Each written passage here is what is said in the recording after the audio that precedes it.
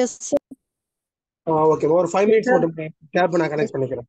Okay okay sir.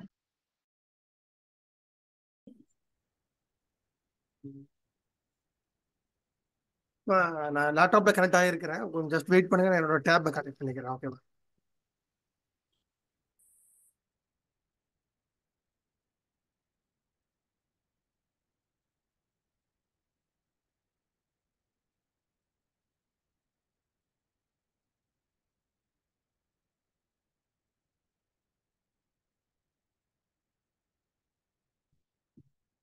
Thank you. ம்.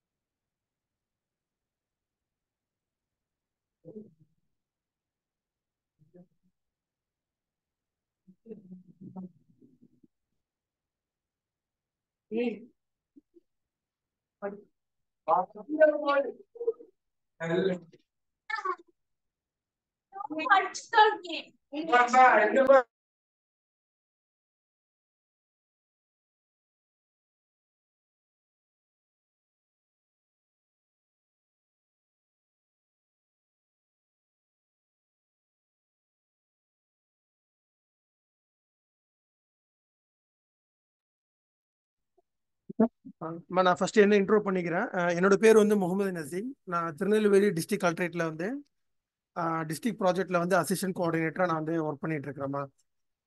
ஓகேவா? நான் வந்து உங்களுக்கு என்னென்ன சப்ஜெக்ட் ஹேண்டில் பண்ணுவேன் அப்படின்னா, இந்தியன் ஹிஸ்டரி, அதுல இருக்கக்கூடிய மெயின் டிவிஷன் சப்டிவிஷன்ல இருக்கக்கூடிய ஹிஸ்டரியில வந்து 2 மேஜர் பார்ட். ஓகேவா? வாய்ஸ் ஆடியோபிள் தானே? கிளியர் கேக்குதா?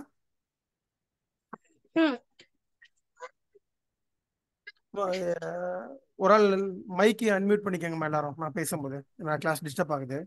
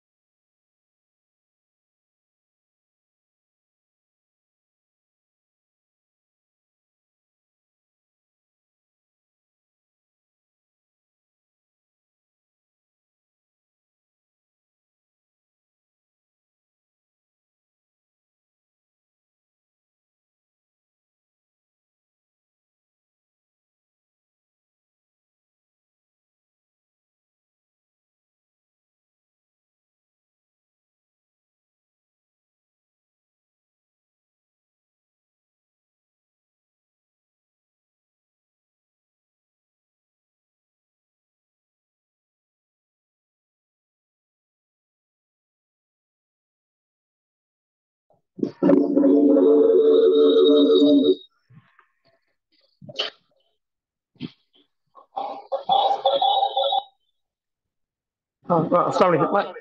உங்களுக்கு கிளியரா இருக்கா? வாய்ஸ் கேக்குதா இப்போ உங்களுக்கு? Yes, sir. ஓகே.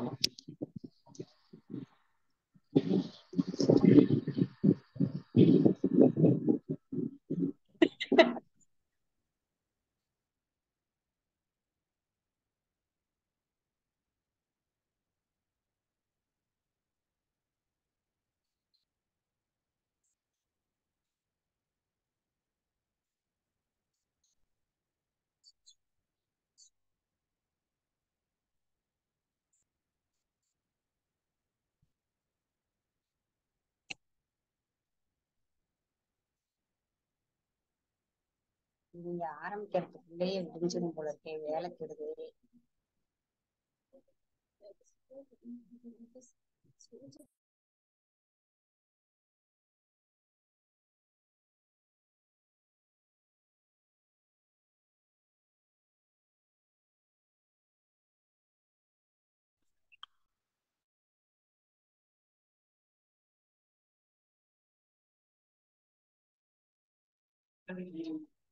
அது நல்லதான்.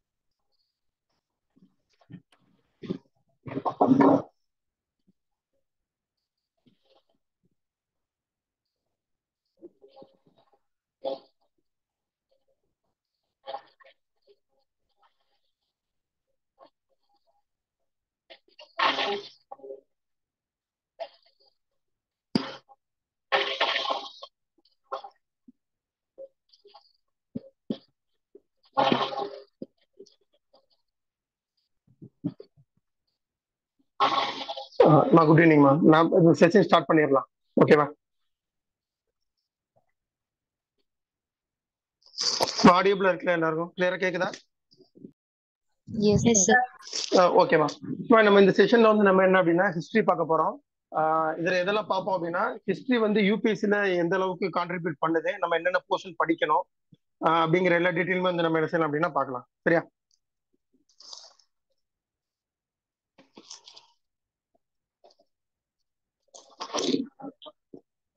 ஓகே. இப்போ இதுல எத்தனை பேர் ஃப்ரெஷர்ஸ் இருக்கீங்க? எத்தனை பேருமா வந்து ஆல்ரெடி எனக்கு யூபிஎஸ்சி பத்தி கொஞ்சம் தெரியும் அப்படின்னு சொல்றவங்க எத்தனை பேர் இருக்கீங்க? இருந்தீங்கன்னா சேட்ல ரிப்ளை பண்ணுங்க, நான் பாத்துக்கிறேன்.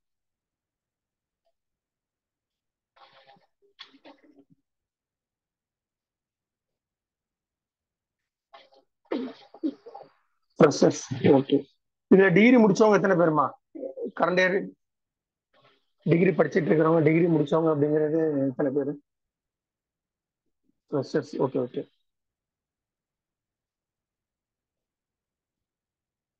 ஓகேவா. இப்போ ஹிஸ்டரியில வந்து என்னென்ன பார்ட் இருக்கு, நம்ம என்னென்ன பார்ட் என்ன இதுல நம்ம பர்ஸ்பெக்டிவ்ல நம்ம படிப்போம் அப்படிங்கிறத வந்து இப்போ நான் சொல்லிடுறேன். சரியா? சரி ஓகே. சேட் நம்ம சேட் க்ளோஸ் பண்ணிக்கோங்க. யூபிஎஸ்சி பொறுத்தவரை வந்து என்ன அப்படின்னா, நீங்க ஆல்ரெடி இன்ட்ரோடக்ஷன் கிளாஸ்லாம் வந்து நீங்க அட்டென்ட் பண்ணிருப்பீங்க. அதுல வந்து ப்ரிலிம்ஸ் மெயின்ஸ் அப்படின்னு சொல்லி உங்களுக்கு சில போர்ஷன்லாம் வந்து சொல்லியிருப்பாங்க. சரியா? அதுக்கப்புறம் வந்து மெயின்ஸ்ல வந்து என்னென்ன பேப்பர் வருது அப்படிங்கிற டீட்டெயிலாம் சொல்லியிருக்கிறாங்கல்ல. அதை பத்தி ஓரளவுக்கு தெரியுமா?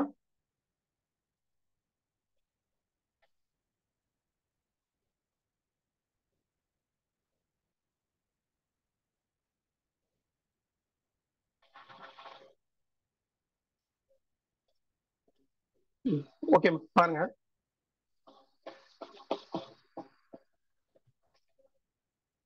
ஹிஸ்டரி அப்படிங்கிற பார்ட். சரியா? இதுல வந்து என்ன அப்படின்னா, இந்த ஹிஸ்டரி அப்படிங்கிற சப்ஜெக்ட் என்ன அப்படின்னா, மனிதர்களோட கடந்த காலங்களில் உள்ள விஷயங்கள், அவங்க வந்து என்ன செஞ்சாங்க ஏது அப்படிங்கிறத பத்தி வந்து ஃபுல்லா வந்து நம்ம படிக்கக்கூடிய விஷயங்கள் தான். இதுல வந்து யூபிஎஸ்சி பெர்ஸ்பெக்டிவ்ல வந்து ஹிஸ்டரியை வந்து நீங்க என்ன டைப்ல படிப்பீங்க அப்படின்னா, ரெண்டு இது இருக்குமா. ஒன்னு வந்து வேர்ல்ட் அண்ட் இந்தியன் ஹிஸ்டரி படிப்பீங்க. இந்தியன். ஓகேவா? இந்த வேர்ல்டு இந்தியன் இந்த மூணுலயுமே வந்து காமனா இருக்கக்கூடிய விஷயங்கள் வந்து என்னன்னா, ஒரு 4 விஷயங்கள் வந்து நம்ம படிப்போம். என்ன அப்படின்னா, ஏன்ஷியன்,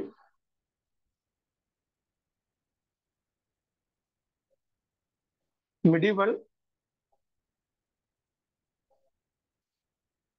மாடர்ன். சரியா? இது நான் எழுதுறது நீங்க சைட்ல நோட்ல இந்த மாதிரி எழுதிக்கங்க. நான் அந்த இன்ட்ரோடக்ஷன் முடிச்சது பிறகு நான் வந்து பிபிடி பிரசன்ட் பண்ணி உங்களுக்கு என்னென்ன படிக்கணும், அது எப்படி படிக்கணும் அப்படிங்கிற கம்பேரிட்டிவ் வந்து நான் உங்களுக்கு நான் பத்திடுறேன். சரியா? Ancient, medieval, modern.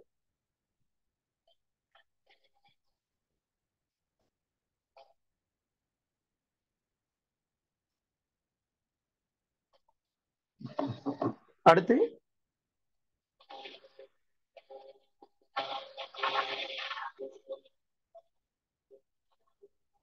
கான்டெம்பரரின்னு சொல்லி படிப்பாங்க. சரியா? Ancient history, medieval history, modern history and contemporary history. இந்த 3 பார்ட்டுமே வந்து என்ன அப்படின்னா, வேர்ல்டு அண்ட் இந்தியன் இந்த 2 ஹிஸ்டரி பார்ட்லயுமே நமக்கு வரும். நம்ம வந்து என்னன்னா இந்தியன் ஹிஸ்டரியும் படிப்போம், சொல்ல நம்ம வேர்ல்டு ஹிஸ்டரியுமே வந்து யூபிஎஸ்சிக்கு படிப்போம். சரியா? இதுல இந்த வேர்ல்டு ஹிஸ்டரி அப்படிங்கிறது வந்து நமக்கு மெயினா மெயின்ஸ்ல மட்டும் நம்ம வந்து வேர்ல்டு ஹிஸ்டரி பார்ப்போம். சரியா? இந்த இந்தியன் ஹிஸ்டரி அப்படிங்கறத வந்து ரொம்ப பிரைமரியா பார்ப்போம். நீங்க இந்த இந்தியன் ஹிஸ்டரி அப்படிங்கிறது வந்து வரலாறு.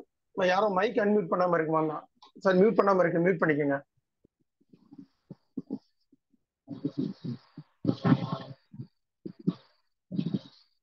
ஓகேவா? இந்த இந்தியன் ஹிஸ்டரி அப்படிங்கிறது என்ன அப்படின்னா, நீங்க மத்த பாடங்கள் படிக்கிறீங்கல்ல, எக்கனாமிக், பாலிட்டி, ஜியோகிரபி, என்விரான்மெண்ட், இது எல்லாத்துலயுமே வந்து பாத்தீங்க அப்படின்னா ஹிஸ்டரி அப்படிங்கறதோட கான்ட்ரிபியூட் வந்து அதுல கண்டிப்பா இருக்கும். சரியா? இந்த இது எழுதிக்கங்க. இப்ப நான் எழுதி போட்டிருக்கேன், இது எழுதிக்கங்க. அதுக்கு அடுத்து நான் நெக்ஸ்ட் உள்ளதை எழுதிடுறேன்.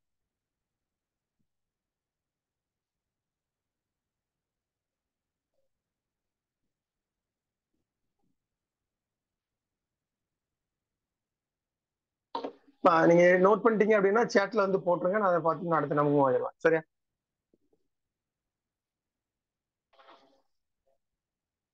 ஓகே.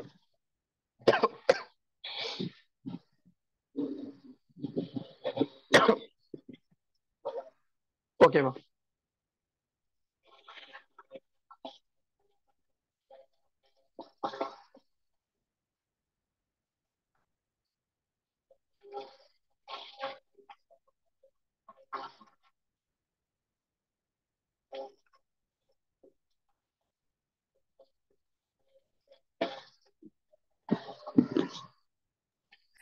இப்ப நம்ம ஹிஸ்டரி படிக்கும்போது என்ன அப்படின்னா, இப்ப இந்தியன் ஹிஸ்டரி நீங்க படிக்கிறீங்க அப்படின்னா, அந்த இந்தியன் ஹிஸ்டரி வந்து இந்தியா உள்ளது மட்டும் படிக்க மாட்டோம். என்ன செய்வோம், சைமல்டேனியஸா வந்து அதுக்கு கான்டெம்பரரி இருக்கக்கூடிய வேர்ல்டு ஹிஸ்டரியும் வந்து நம்ம படிச்சுப்போம். ஏன் அப்படின்னா, வேர்ல்டு லெவல்ல நடக்கக்கூடிய விஷயங்களும் வந்து இந்தியா சம்பந்தப்பட்ட விஷயங்களும் என்ன செய்யும், அதோட இம்பாக்ட் இருக்கும். சரி, ஃபார் எக்ஸாம்பிள், இப்ப வேர்ல்டு லெவல்ல இம்பார்ட்டன்டா போயிட்டு இருக்கக்கூடிய இஷ்யூ என்ன, யாராவது சொல்ல முடியுமா? வேர்ல்டு வைட் இப்ப இம்பார்ட்டன்டா போயிட்டு இருக்கக்கூடிய ஒரு இஷ்யூ என்ன?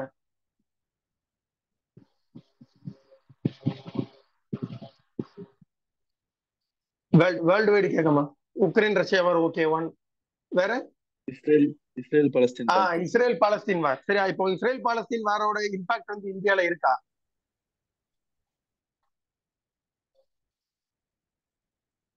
இருக்கு. சரியா, என்ன அப்படின்னா அவங்க வந்து பாத்திருப்பீங்க, ஏமன் அப்படிங்கிற ஒரு நாடு பாத்திருக்கீங்கல்ல. அவங்க வந்து பாத்தீங்கன்னா இப்ப என்ன பண்ணிட்டு இருக்காங்க அப்படின்னா அந்த ரூட்ல போற ஷிப் எல்லாத்தையுமே வந்து என்ன செய்யறாங்கன்னா அட்டாக் பண்றாங்க, அப்படி இல்லாட்டி ஹைஜாக் பண்றாங்க. இந்த ரெண்டு விஷயங்கள் பண்றாங்க.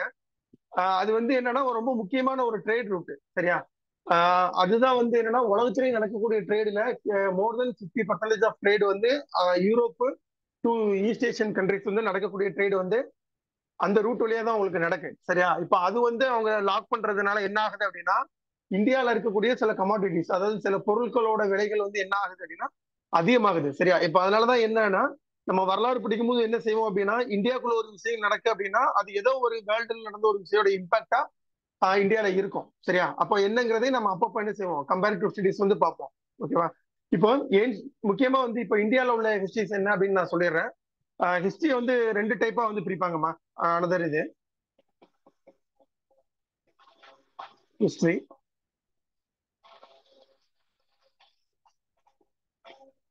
ப்ரீ ஹிஸ்டரி,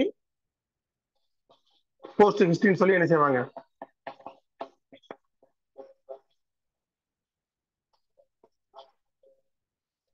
போஸ்ட் ஹிஸ்டரி அப்படின்னு சொல்லி ரெண்டு பார்ட் பிரிப்பாங்க. சரிங்களா, இந்த ப்ரீ ஹிஸ்டரி அப்படிங்கிறது என்ன அப்படின்னா மனிதர்கள் வாழ்ந்தாங்க அப்படிங்கிறதுக்கான வந்து எந்த ஒரு ஆதாரங்களும் கிடைக்காது. அந்த கிடைக்கக்கூடிய ஆதாரங்கள் எப்படி இருக்கும் அப்படின்னா இப்ப உதாரணத்துக்கு வந்து பாத்தீங்க அப்படின்னா இப்போ கீழடியில வந்து நிறைய ஆராய்ச்சி பண்ணி எடுத்திருக்கிறாங்கல்ல, அந்த போட்டோஸ் வீடியோஸ் பாத்திருக்கீங்களா? அங்க கிடைச்ச பொருட்கள்லாம் என்னதான் தான் இருக்கு கீழடியில.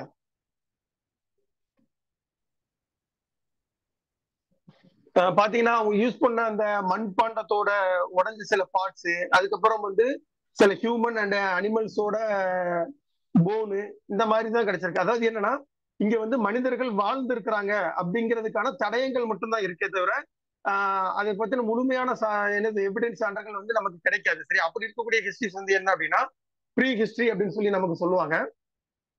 போஸ்ட் ஹிஸ்டரி அப்படின்னா என்ன அப்படின்னா அங்க வந்து அங்க இருந்தக்கூடிய மக்களை பத்தின ஆதாரங்கள் இருக்கும். எப்படின்னா கல்வெட்டா இருக்கும், இல்லாட்டி அங்க இருக்கக்கூடிய ஏதோ ஒரு கட்டுமானங்கள், அவங்க வெளியிடக்கூடிய அந்த நாணயங்கள், இந்த மாதிரி விஷயங்கள் ஏதாவது என்ன செய்யும் அப்படின்னா நமக்கு வந்து ஆதாரங்களா கிடைக்கும். சரி, அதனால இந்தியன் ஹிஸ்டரி வந்து ரெண்டு என்னன்னா ப்ரீ ஹிஸ்டரி, போஸ்ட் ஹிஸ்டரி அப்படின்னு சொல்லி ரெண்டா நம்ம பிரிச்சுப்போம்.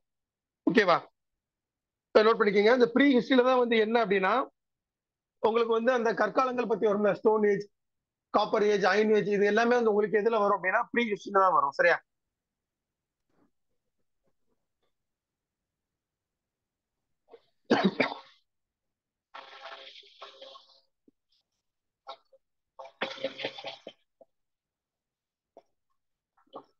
இது எல்லாமே வந்து உங்களுக்கு என்ன அப்படின்னா ப்ரீ ஹிஸ்டரியில தான் வரும். நோட் பண்ணிக்கோங்க.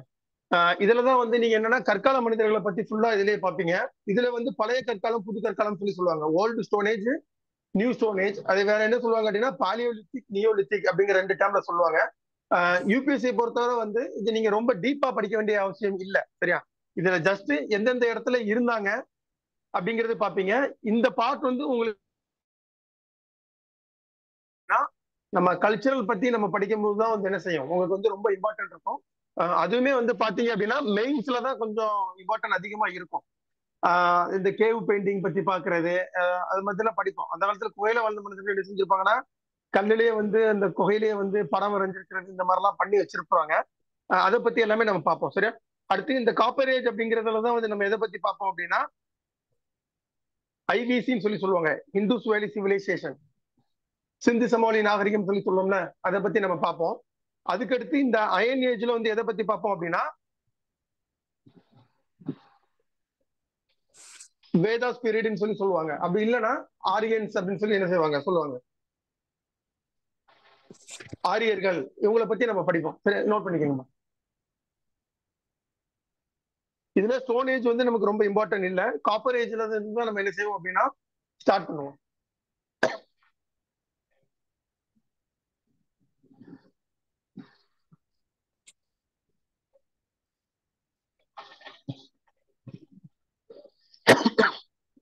நோட் பண்ணிட்டீங்க அப்படின்னா ஒன்ஸ் சேட்ல போட்டுருங்க. சரியா,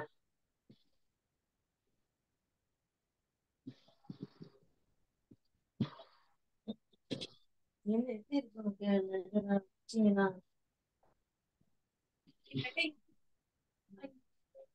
ஒரு 3 மாதம் மட்டும் வச்சிருக்கேன் போட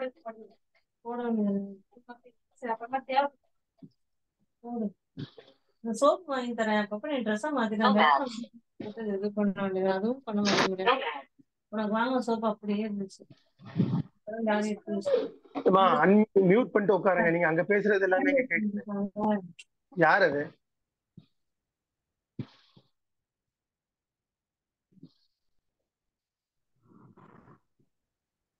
ஓகே, நோட் பண்ணிட்டீங்களா? ஓகே சரிங்களா. இது வந்து ப்ரீ ஹிஸ்டரியில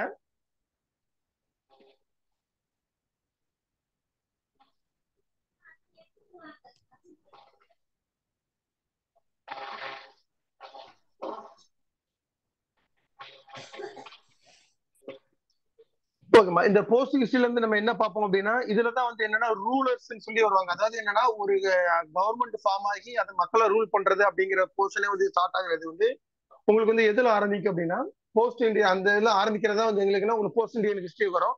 இதுல இருந்து ஆரம்பிக்கக்கூடியதுல இருந்து இந்தியா இண்டிபெண்டன்ட் ஆகிற வர உள்ள விஷயங்கள் தான் வந்து என்னது உங்களுக்கு ஃபுல் இந்தியன் ஹிஸ்டரியை வந்து நம்ம பார்ப்போம். சரியா? அது என்ன எப்படிங்கறத நான் பாத்துறேன். இப்போ வந்து ஏன்ஷியன் இந்தியன்னா அதோட பீரியட் எப்படி இருக்கும், மிடிவல்னா எப்படி இருக்கும், மாடர்னா எப்படி இருக்கும் அப்படிங்கறத நான் சொல்லிடுறேன்.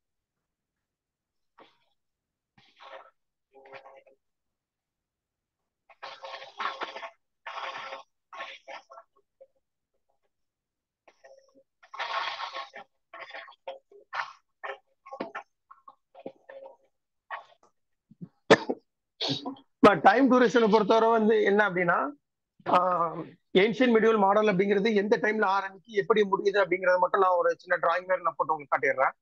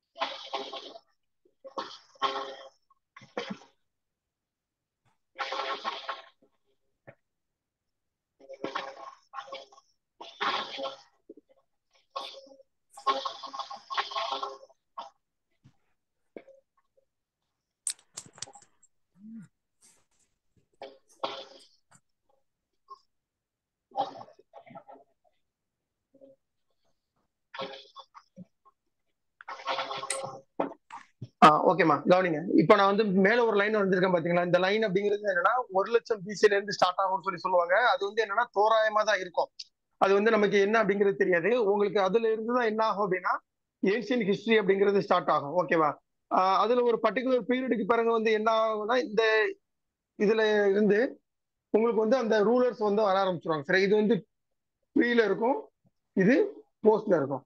இது உங்களுக்கு ஏன்ஷியன்ட் முதல்ல எதுல இருந்து ஸ்டார்ட் ஆகும் அப்படின்னா முதல்ல வந்து இந்த ஹிஸ்டரிங்கிற சைக்கிள் அப்படிங்கறத நான் என்ன சொல்லிக்கிறேன், ஹியூமன்ஸ் வந்து பீயிங் வந்து முதல்ல உருவான காலத்துல இருந்தே இந்த பூமியில வந்து என்ன பண்ணுவாங்க அப்படின்னா ஒரு நாடோடிகள் மாதிரிதான் அவங்க வாழ்ந்துட்டு இருப்பாங்க. சரியா? அப்படி இருக்கிறவங்க என்னன்னா தங்களோட தேவைக்காக ஒரு இடத்துல இருந்து இன்னொரு இடத்துக்கு மைக்ரேட் ஆகி தான் போயிட்டு இருப்பாங்க. அவங்களுக்கு வந்து என்னன்னா அக்ரிகல்ச்சர் தெரியாது, எப்படி கல்டிவேட் பண்ணணும், எப்படி ஒரு வீடு கட்டணும், என்ன எந்த ஒரு இது விஷயமே வந்து அவங்களுக்கு தெரியாது. சரி, அவங்க வந்து நேச்சுரல்ல இருந்து தான் அவங்க ஒன்னொன்னா லேர்ன் பண்ணிட்டு இருந்தாங்க. ஹியூமன் பீங்களோட அந்த பிகினிங் பீரியட்ல வந்து எந்த ஒரு விஷயங்களும் தெரியாது. அவங்க என்ன செய்வாங்க அப்படின்னா ஒரு இடத்துல இருந்து இன்னொரு இடத்துக்கு என்ன செய்வாங்க, மாறி மாறி தான் போயிட்டே இருப்பாங்க. அவங்கள வந்து என்னன்னு சொல்லுவாங்க அப்படின்னா நோமேட்ஸ் அப்படின்னு சொல்லி அவங்க சொல்லுவாங்க. சரியா, நோமேட்ஸ் சொல்லி சொல்லுவாங்க. இது என்னன்னா நாடோடிகள் அப்படிங்கிறது. அதுக்கப்புறம் என்ன செய்ய ஆரம்பிக்கிறாங்க அப்படின்னா, அவங்க ஒவ்வொரு பர்டிகுலரா வந்து போகும்போது ஒவ்வொரு இடத்துலயும் போகும் என்ன ஆகுது அப்படின்னா, ஒரு நதிக்கரை ஓரமா வந்து என்ன செய்யறாங்க, அவங்களுக்கு தேவையான அனைத்து விஷயங்களும் வந்து கிடைக்கும் அப்படிங்கும் பொழுது அங்க வந்து என்ன செய்யறாங்க, குரூப்பா வந்து செட்டில் ஆக ஆரம்பிக்கிறாங்க. சரியா, அப்படி குரூப்பா செட்டில் ஆகும்போது என்ன செய்யறாங்க அப்படின்னா, ஒரு பர்டிகுலர் குரூப் இருக்கக்கூடிய ஏரியாக்களை வந்து அவங்களே அந்த ரிவர் பேசின்ல இருக்கிறதுனால அக்ரிகல்ச்சர் இந்த மாதிரி டெவலப்மெண்ட் எல்லாமே பண்ண ஆரம்பிக்கிறாங்க. அப்படிங்கும் பொழுது அந்த குரூப் அப்படிங்கிறது வந்து என்னதான் டெவலப் ஆகுது அப்படின்னா, வில்லேஜ் அப்படிங்கிற இதுல வந்து என்ன செய்யுது, டெவலப் ஆகுது. இது என்ன சொல்லுவாங்க அப்படின்னா ரூரல் கல்ச்சர்னு சொல்லி சொல்லுவாங்க, கிராமப்புற கலாச்சாரம் அப்படின்னு சொல்லி சொல்லுவாங்க. இதுவே வந்து இன்னும் ஒரு பல நூற்றாண்டுகள் போக போக என்ன ஆகும் அப்படின்னா, அதுவே டெவலப் ஆகி அர்பன் கல்ச்சர்னு சொல்லி சொல்லுவாங்க, நகர்ப்புற வாழ்க்கை அப்படிங்கிற மாதிரி என்ன செய்யும் வந்து இருப்பாங்க. அதோட அடுத்த எக்ஸ்டென்ஷன் தான் என்ன ஆகும் அப்படின்னா கவர்மெண்ட் ஃபார்ம் ஆகும். ஏன்னா சிட்டி லைஃப்னு வரும்போது வந்து என்ன செய்வாங்க அப்படின்னா, அர்பன் லைஃப் அப்படிங்கும் போது அவங்களுக்குன்னு வந்து ஒரு லீடரை செலக்ட் பண்ணுவாங்க.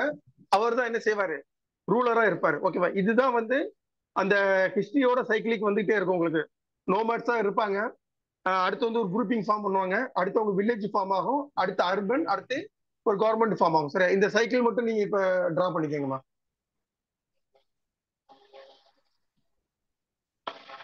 அடுத்து ஒவ்வொரு கவர்மெண்ட் ஃபார்மேஷன் எப்படி இருக்கும் அப்படிங்கறதே நான் இப்ப நான் சொல்றது எல்லாமே வந்து ஹிஸ்டரி படிக்கிறதுக்கான ஃபண்டமெண்டல். சரியா, இந்த இது மட்டும் இப்ப நீங்க நோட் பண்ணிக்கோங்க.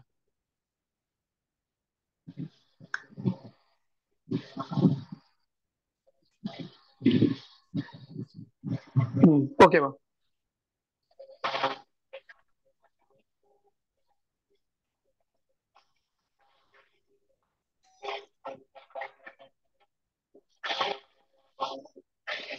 இப்ப வந்து கவர்மெண்ட் அப்படின்னு நம்ம சொன்னோம்.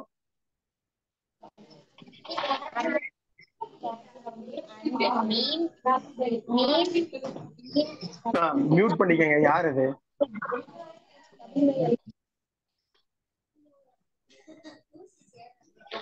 நீங்க எப்பவுமே வந்து ஒரு கவர்மெண்ட் ஃபார்மேஷன் அப்படின்னு சொல்லி பாத்தீங்கன்னா, ஒரு அரசாங்கம் மட்டும் உருவாகுது அப்படின்னா அது என்ன செய்யாது, எல்லா டைமும் வந்து அது ரூலிங்ல இருக்காது. ஒவ்வொரு கவர்மெண்ட் ஃபார்ம் ஆகும் போதும் வந்து ஒவ்வொன்றும் ஒவ்வொரு ஸ்டேஜ் இருக்கு. சரியா, ஃபர்ஸ்ட் என்ன அப்படின்னா, ஒரு கவர்மெண்ட் ஃபார்ம் ஆகிறதுக்கான ஃபர்ஸ்ட் ஸ்டேஜ் வந்து அதோட ஆரிஜின். தென் என்ன ஆகும் அப்படின்னா அது அப்படி growth ஆகும். சரியா, அந்த கவர்மெண்ட் ஃபார்மேஷன்ங்கிறது growth ஆகும்.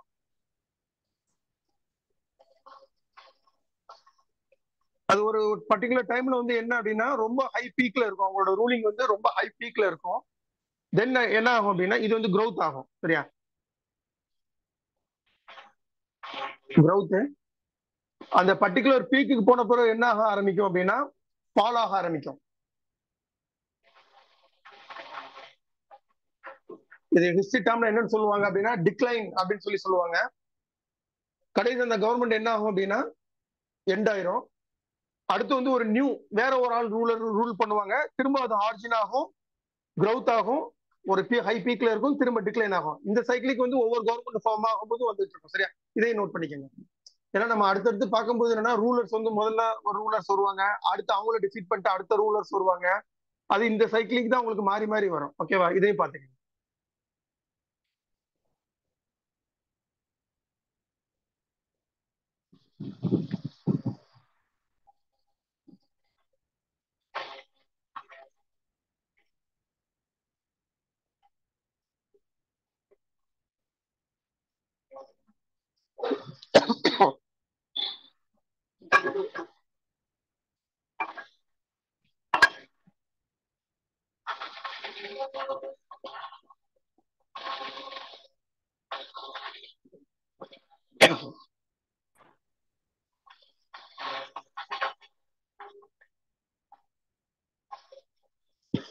நோட் பண்ணிட்டீங்களா? ஓகே. அது மாதிரி இந்த ஹிஸ்டரி நீங்க படிக்கும்போது பாத்தீங்கன்னா அந்த கிபி, கிமு, பிசி, ஏடின்னு வரும். அது என்னன்னு தெரியுமா யாருக்காவது? தெரிஞ்சா சொல்லுங்க பார்க்கலாம். தமிழ்ல வந்து என்ன சொல்லுவாங்க அப்படின்னா கிமு, கிபி அப்படின்னு சொல்லி சொல்லுவாங்க. பிசி. ஓகே, பிசி வந்து பிஃபோர். கிபி எப்படின்னா, ஏடி எப்படின்னா. ஓகேம்மா, பிசி வந்து பிஃபோர், ஆஃப்டர் கிறிஸ்ட் இல்லம்மா. அப்ப ஏடில வருது, நீங்க ஏசில வரும் அப்படி சொன்னா. ஓகேவா? இது என்ன அப்படின்னா, அந்த உலகத்தோட வரலாறே வந்து அந்த ஹிஸ்டோரியன்ஸ் வந்து, ஓகேம்மா, வெரி குட், அன்னோ டாமினி அப்படிங்கிற டேம் தான் இது. வந்து ஒரு கிரீக் டேம். இதுக்கு அர்த்தம் என்ன அப்படின்னா, த எரா ஆஃப் காட் அப்படின்னு அர்த்தம். அதாவது கடவுளின் காலம் அப்படின்னு சொல்லி அதை சொல்லுவாங்க. உலக வரலாறு பாத்தீங்கன்னா நிறைய விஷயங்கள் வந்து கிறிஸ்டியானிட்டி, அதாவது கிறிஸ்டியன் டாமினன்ட் வேர்ல்டா இருந்த டைம்ல தான் இந்த வரலாறு எல்லா விஷயங்களும் வந்து என்ன செய்யப்பட்டதுன்னா கம்பைன் பண்ண ஆரம்பிச்சாங்க. சரிங்களா? அப்படிங்கும்போது என்னன்னா, அவங்க காடான்னு நினைக்கக்கூடிய அந்த இயேசு கிறிஸ்து அப்படிங்கிறவங்கள சென்டரா வச்சுதான் என்ன பண்ணாங்க அப்படின்னா பிசி ஏடி அப்படின்னு சொல்லி என்ன செய்ய ஆரம்பிச்சாங்க, பிரிக்க ஆரம்பிச்சாங்க. ஓகேவா?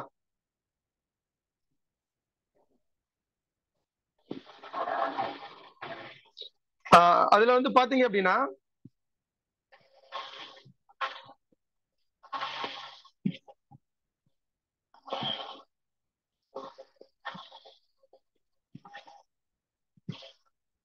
கிறிஸ்துன்னு வச்சுக்கீங்களேன், இந்த கிறிஸ்துக்கு பின்னாடி வரக்கூடிய இயர்கள் எல்லாமே வந்து என்ன ஆகும் அப்படின்னா, 1 வந்து இருந்ததுன்னா அடுத்த இயர் வந்து என்ன செய்யும் உங்களுக்கு 2 அப்படின்னு வரும், அடுத்து 3ன்னு வரும்.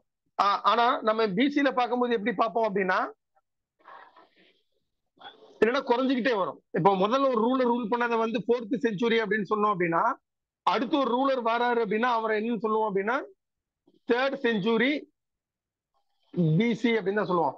ஆனா ஏடியை பொறுத்தவரை வந்து என்னன்னா, ஃபர்ஸ்ட் ஒரு ரூலர் வராரு, அவர் ஃபர்ஸ்ட் செஞ்சுரியில ரூல் பண்றாரு அப்படின்னா அடுத்து வரக்கூடிய ரூலர் என்னன்னு செய்வாங்க 2nd செஞ்சுரி அப்படின்னு சொல்லி சொல்லுவாங்க. ஓகேவா? இதுக்கு அர்த்தம் என்னன்னா, கிறிஸ்துக்கு பின்னாடி வரக்கூடிய ஏடி எல்லாமே வந்து இன்க்ரீஸ் ஆகிட்டு போகும், பிசில வரக்கூடிய வேல்யூ எல்லாமே என்ன ஆகும் அப்படின்னா டிக்ரீஸ் ஆகிட்டே வரும். சரியா? நோட் பண்ணிக்கோங்க.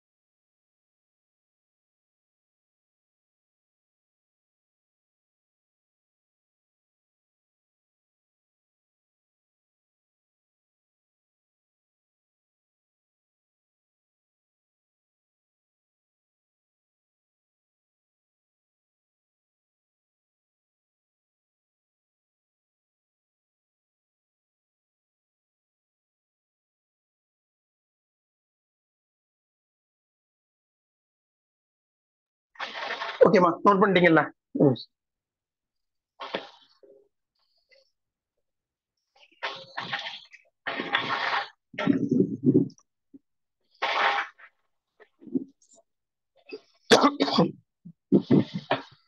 ஓகேமா, இப்ப நான் டிரா பண்ணிருக்க இந்த லைன்ஸ் வந்து பாருங்க. இந்த ஃபர்ஸ்ட் லைன் அப்படிங்கிறது வந்து எதை மென்ஷன் பண்ணோம் அப்படின்னா, இது வந்து ஏன்ஷியன் இந்தியா, இது மெடிவல், இது வந்து என்னது மாடர்ன் அப்படிங்கிறது பீரியட் தான் வந்து மென்ஷன் பண்ணும். சரி, இப்ப ஏன்ஷியன்ட் மட்டும் நான் டிரா பண்ணி இப்ப காட்டுறேன் செப்பரேட்டா.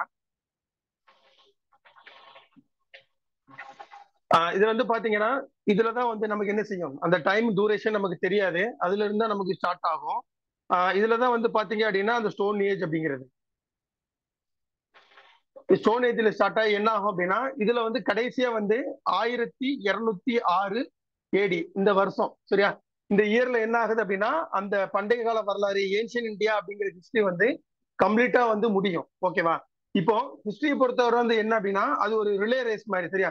அந்த ரிலே ரேஸ் பார்த்திருக்கீங்களா எப்படி இருக்கும் அப்படின்ட்டு? ரிலே ரேஸ்ன்னு சொல்லி சொல்லுவாங்களே, ஒரு 4 பேர் ஓடுவாங்க, ஒரு கையில ஸ்டிக் மாதிரி வச்சிருப்பாங்க, ஒருத்தர் ரன் பண்ணி போயிட்டு இன்னொருத்தர் கையில ஹேண்ட் ஓவர் பண்ணும். அந்த அந்த கேம் பார்த்துருக்கீங்களா வீடியோல ஏதாவது? ஓகே. அந்த கேம்ல வந்து நீங்க கவனிச்சீங்க அப்படின்னா அந்த ஸ்டிக்கை ஒருத்தர் கையில இருந்து இன்னொருத்தர் கை மாத்தும் போது பாத்தீங்க அப்படின்னா ஒருத்தர் ஸ்டாப் பண்ணிட்டு இன்னொருத்தர் வாங்கிட்டு ஓட மாட்டாரு. அதை கவனிச்சிருக்கீங்களா? இவர் அந்த பவுண்டரிக்குள்ள நுழைஞ்ச உடனே என்ன ஆவாருன்னா அந்த ஸ்டிக்கை ரிசீவ் பண்ண வேண்டிய ஆளும் வந்து ஓட ஆரம்பிப்பாரு. ஓடிட்டு இருக்கும் போது என்ன செய்வாங்க, அந்த ஸ்டிக்கை ஒரு ஹேண்ட் வந்து இன்னொரு ஹேண்ட் வந்து ஹேண்ட் ஓவர் பண்ணிட்டு தான் வந்து ஸ்டாப் ஆவாங்க. அந்த கவனிச்சிருக்கீங்களா? Yes, sir. History also like that மா. இப்போ வந்து ஏன்ஷியன் இந்தியா அப்படிங்கிறது வந்து பாத்தீங்க அப்படின்னா 1206 ஏடியில முடியறதா இருக்கு அப்படின்னா மிடிவல் வந்து என்ன இருக்கும் 1206 வந்து ஸ்டார்ட் ஆயிருக்காது. அது கிட்டத்தட்ட வந்து எதுல ஸ்டார்ட் ஆயிருக்கும் அப்படின்னா ஓகே இந்த இதுல வந்து பாருங்க 4th century,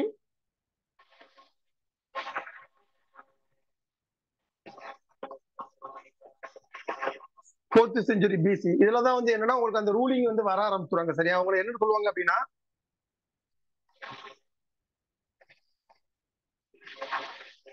மகாஜனபதாஸ்ன்னு சொல்லுவாங்க. அவங்க யாரு அப்படிங்கறதே நான் சொல்றேன். சரியா? இது எல்லாமே வந்து ப்ரீல வரும், இது எல்லாமே வந்து போஸ்ட் ஹிஸ்டரியில வரும். சரியா? இதுல இருந்துதான் என்னன்னா அந்த ரூலிங் அப்படிங்கிறது வந்து ஆரம்பிக்கும். இந்த மகாஜனபதாஸ்க்கு அப்புறம் தான் என்ன ஆகும் அப்படின்னா ஒரு எம்பையர் ஃபார்ம் ஆகும். அதுக்கு அடுத்துதான் மௌரியர்ஸ் வருவாங்க. அதுக்கு பிறகு கொஞ்ச நாள் கழிச்சு என்ன செய்வாங்க, சில வருஷங்கள் கழிச்சு குப்தாஸ் வருவாங்க. அதுக்கு பிறகு அதோட எக்ஸ்டென்ஷன்ஸ் வரும்போது தான் வந்து கடைசியா வந்து ராஜபுத்திரர்கள் அப்படின்னு சொல்லுவாங்க, ரஜபுத்ஸ்ன்னு சொல்லுவாங்க. அதோட கடைசி ரூலர் தான் வந்து என்ன செய்வாரு அப்படின்னா என்ன செய்வாங்க, இந்த 1206 வந்து அவரோட ரூலிங் முடியும். இங்க வந்து அவங்களோட 1206 வந்து அபிஷியலி வந்து என்ன ஆகும், ஹிஸ்டாரிக்கலி வந்து என்ன ஆகுதுன்னா அந்த மிடிவல் அப்படிங்கிறது ஸ்டார்ட் ஆகும். ஆனா இந்த ஏன்ஷியனோட அந்த முடியக்கூடிய காலம் இருக்குல்ல, டிக்ளைன் பீரியட்னு சொல்லுவாங்க பாருங்க, அது ஆல்மோஸ்ட் எப்ப இருந்து அதாவது மிடிவல் ஸ்டார்ட் ஆகுறது எப்ப இருந்து ஸ்டார்ட் ஆயிரும் அப்படின்னா இதுல நம்ம போட்டிருக்கோம் பாருங்க 700 AD போட்டிருக்கேன் அந்த இடத்துல. இந்த டைம்ல இருந்து தான் மிடிவல் ஸ்டார்ட் ஆகும். ஏன் மிடிவல் ஸ்டார்ட் ஆகும்னு சொல்றோம் அப்படின்னா இப்போ வந்து இதே கான்டெம்பரரி பீரியட், அதாவது 700 ADல வந்து வேர்ல்டு ஹிஸ்டரி நம்ம பார்க்கணும் இப்போ. சரியா? வேர்ல்டுல வந்து பாத்தீங்க அப்படின்னா ஏன்ஷியன்ல வந்து ஏன்ஷியன் ரூலர்ஸ் சில பேர் பேர் சொல்லுங்க பார்ப்போம். யாருக்கா தெரியுமா? கிரீக்ஸ், ரோம்ஸ், மெசபடோமியன்ஸ், எகிப்தியன்ஸ் இதெல்லாம் சொல்லி சொல்றோம். நீங்க பழைய ஹாலிவுட் படங்கள், மித் படங்கள் எல்லாமே வந்து பாத்தீங்கன்னா கிரேக்கர்கள், ரோமர்கள் சம்பந்தப்பட்ட மாதிரியே வரும். பாத்திருக்கீங்களா? பெர்சியன்ஸ், இது எல்லாமே வந்து என்னன்னா ஏன்ஷியன்ல வருவாங்க. அதுக்கு பிறகு என்ன ஆகுது அப்படின்னா கிட்டத்தட்ட வந்து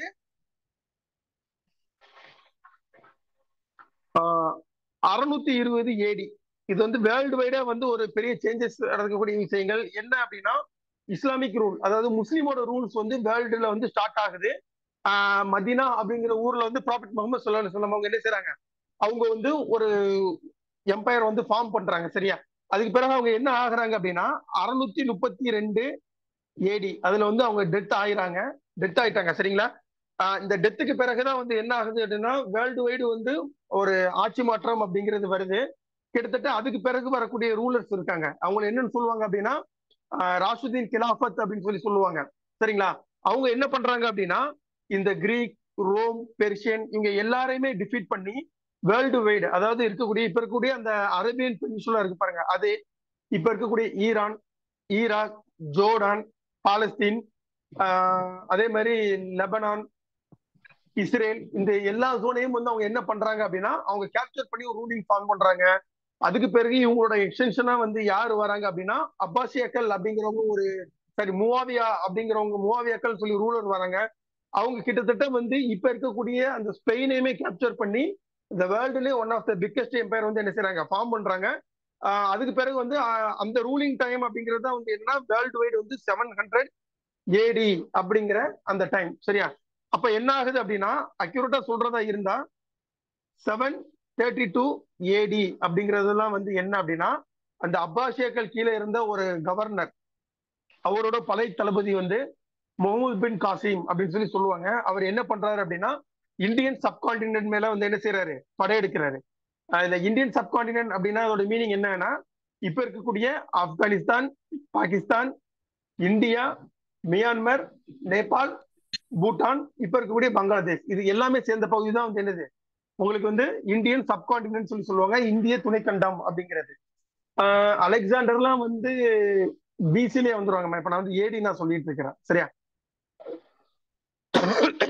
அலெக்சாண்டர் வந்து அந்த மௌரியாஸ் ரூலுக்கு கொஞ்சம் சில வருஷங்களுக்கு முன்னாடி வருவாரு, சரிங்களா? இந்த டைம் என்ன ஆகுதுன்னா, இந்தியால வந்து அபிஷியலி படையெடுத்து வராங்க. எப்போ அந்த 732 AD அப்படிங்கிறது. இப்ப இந்த டைம்லயே வந்து என்ன ஆகுது அப்படின்னா, மிடிவலோட ஸ்டார்டிங் ஆயிருது, ஓகேவா? ஆனா அந்த மிடிவல் ஸ்டார்டிங் அப்படிங்கிறது வந்து பாத்தீங்க அப்படின்னா ஏன்ஷியன் இந்தியா இருந்த அந்த டைம்லயே தான் அது இருக்கு, சரியா? அப்போ இந்த ஜோன் தான் என்னென்ன அர்த்தம் அப்படின்னா பஃபர் அப்படிங்கிறது அர்த்தம். அதாவது அந்த டைம்ல வந்து மிடிவலும் ஸ்டார்ட் ஆயிருக்கும், ஏன்ஷியனும் வந்து டிக்ளைன் ஆக அந்த ஏன்ஷியனோட எண்டும் வந்து என்ன செஞ்சிருக்கும், உங்களுக்கு ஸ்டார்ட் ஆயிருக்கும், சரியா? அது பிறகு என்ன ஆகுது அப்படின்னா 1206 வந்து டெல்லி சுல்தான்கள் அப்படிங்கிறவங்க வந்து என்ன பண்றாங்க, அபிஷியலி இங்க ரூல் ஸ்டார்ட் ஆகுறாங்க. இதுல இருந்து மிடிவல் இந்தியா அப்படிங்கிறது வந்து அபிஷியலி இந்தியாவில் ஸ்டார்ட் ஆகுது, சரியா? நோட் பண்ணிக்கோங்க.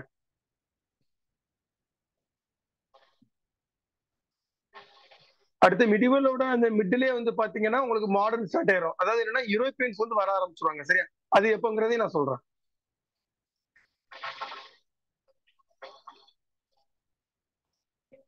நோட் பண்ணிட்டு சொல்லுங்க.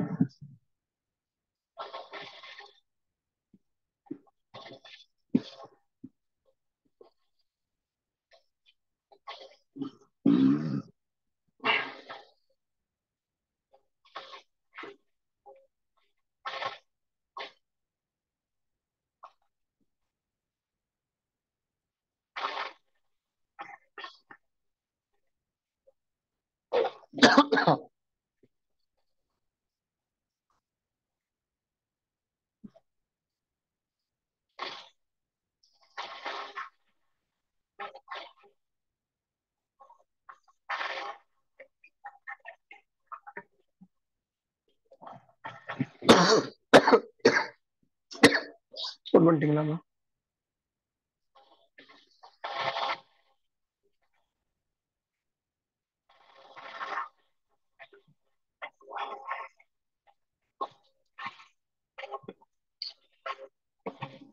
ஓகேம்மா, இப்போ இந்த போர்ஷன் நம்ம பார்த்துட்டோம். அடுத்து மிடிவல் அப்படிங்கிறதுக்கு வரலாம்.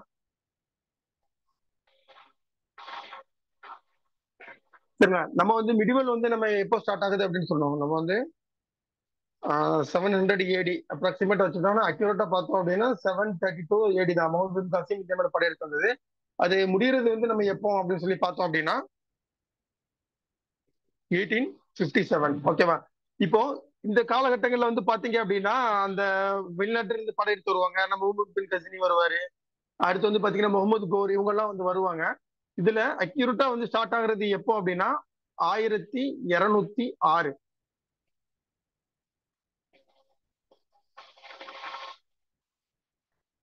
டெல்லி சுல்தானேட்ஸ் சொல்லி சொல்லுவாங்க, சரிங்களா? அந்த டெல்லி சுல்தான்கள் அவங்களோட பீரியட்ல தான் வந்து ஆரம்பிக்கு. அந்த டெல்லி சுல்தான்களுக்கு பிறகு வந்து யார் வருவா அப்படின்னா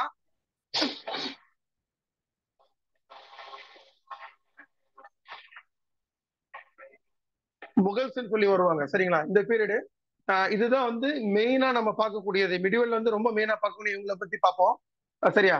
இப்போ இதுல வந்து என்னன்னா இந்த கேப்ல 1498, சரியா? இந்த இயர்ல வந்து பாத்தீங்க அப்படின்னா யூரோப்பியன்ஸ் வந்து இந்தியாவுக்கு வருவாங்க. எதுக்காக வராங்க அப்படின்னா இந்தியாவோட இப்ப இந்தியாவோட ஜிடிபி எவ்வளவா இருக்கும், இந்த மொத்த உள்நாட்டு உற்பத்தி டார்கெட் சொல்லி சொல்றாங்கல்ல, அதை சொல்லுவாங்க. நம்ம வந்து ஒரு ஜிடிபில வந்து ஒரு 7% அச்சீவ் பண்ணாலே வந்து என்னன்னு சொல்லுவாங்க அப்படின்னா அதே வந்து ஒரு பிக்கெஸ்ட் அச்சீவ்மெண்டா என்னன்னு சொல்லுவாங்க, நமக்கு வந்து சொல்லுவாங்க ஜிடிபி அப்படிங்கிறது, சரிங்களா? ஆனா இந்த மிடிவல் ரூலிங் பீரியட் இருக்கு பாருங்க, எஸ்பெஷலி வந்து இந்த 1700, ஓகேவா? இந்த இயர் ஏன் 1707 ஏன் போட்டிருக்கேன் அப்படின்னா இதுல வந்து ஒரு முக்கியமான ஒரு ஆளோட டெத் அதுல இருக்கும். அது என்னன்னு நான் சொல்றேன், சரி? இந்த 1700 வந்து பாத்தீங்க அப்படின்னா அப்ப இருக்கக்கூடிய அந்த உலக பொருளாதாரத்துல கிட்டத்தட்ட 26% ஜிடிபி யார் கையில இருந்தது அப்படின்னா இந்தியா கையில தான் இருந்துச்சு. யாரு அப்படின்னா முகல்ஸ், சரியா? அவங்க கையில தான் இருந்துச்சு. ஜிடிபி சொல்றேன், இப்ப இருக்கக்கூடிய 7 எங்க இருக்கு, இது 26% இப்ப இருக்குன்னு பாருங்க. இப்ப இருக்கக்கூடிய யூஎஸோட ஜிடிபி ஆல்மோஸ்ட் கிட்டத்தட்ட 25 26 அந்த லெவல்ல தான் வந்து என்ன செய்யும் அப்படின்னா இருக்கு. சரி, ஆல்மோஸ்ட் அதுக்கு ஈக்குவலா தான் இருக்கு. ஏன் பிரிட்டிஷ்காரங்க இந்தியாவுக்கு வராங்க அப்படின்னா, அந்த காலத்துல இருந்தே என்னன்னா இந்தியா வந்து அவங்க எல்லாருமே எதுக்காக வாணிபங்கள் ட்ரேட் எல்லாம் பண்றாங்க அப்படின்னா, இங்க இருக்கக்கூடிய ஸ்பைசஸ், மிளகு, கிராம்பு, இந்த மாதிரி விஷயங்கள் வந்து என்ன ஆகுது அப்படின்னா யூரோப்பியன்ஸுக்கு வந்து ரொம்ப யூஸ்ஃபுல்லா இருக்கு. காரணம் வந்து என்னன்னா, அவங்க இருக்கக்கூடிய அந்த நாட்டு பகுதிகள் அப்படிங்கிறது வந்து ஃபுல்லா விண்டர் சீசன் பகுதி. சரியா? அப்போ அவங்களோட மேஜர் ஃபுட் என்னன்னா மீட்டா தான் இருக்கும். அந்த மீட்டை வந்து சேவ் பண்ணி வைக்கணும் அப்படின்னா அதுல உப்பு மிளகு தடவி வச்சோம் அப்படின்னா என்ன செய்யும், ரொம்ப நாள் இருக்கும். அது வந்து அங்க கிடைக்காது, இந்தியாவுக்கு தான் கிடைக்கும். சரியா? அப்ப அதை வந்து ஃபர்ஸ்ட் என்ன பண்ணாங்க அப்படின்னா, யூரோப்பியன்ஸ் வந்து இந்தியன்ஸ்கிட்ட இருந்து யார் ட்ரேட் பண்ணுவாங்கன்னா அரப்ஸ். அதுக்கப்புறம் தான் என்னது, யூரோப்பியன்ஸ் இருக்கக்கூடிய எல்லாருக்குமே வந்து என்ன செய்யும், போயிட்டே இருக்கும். இந்த நேரடியா அவங்களுக்குள்ள இது கிடையாது.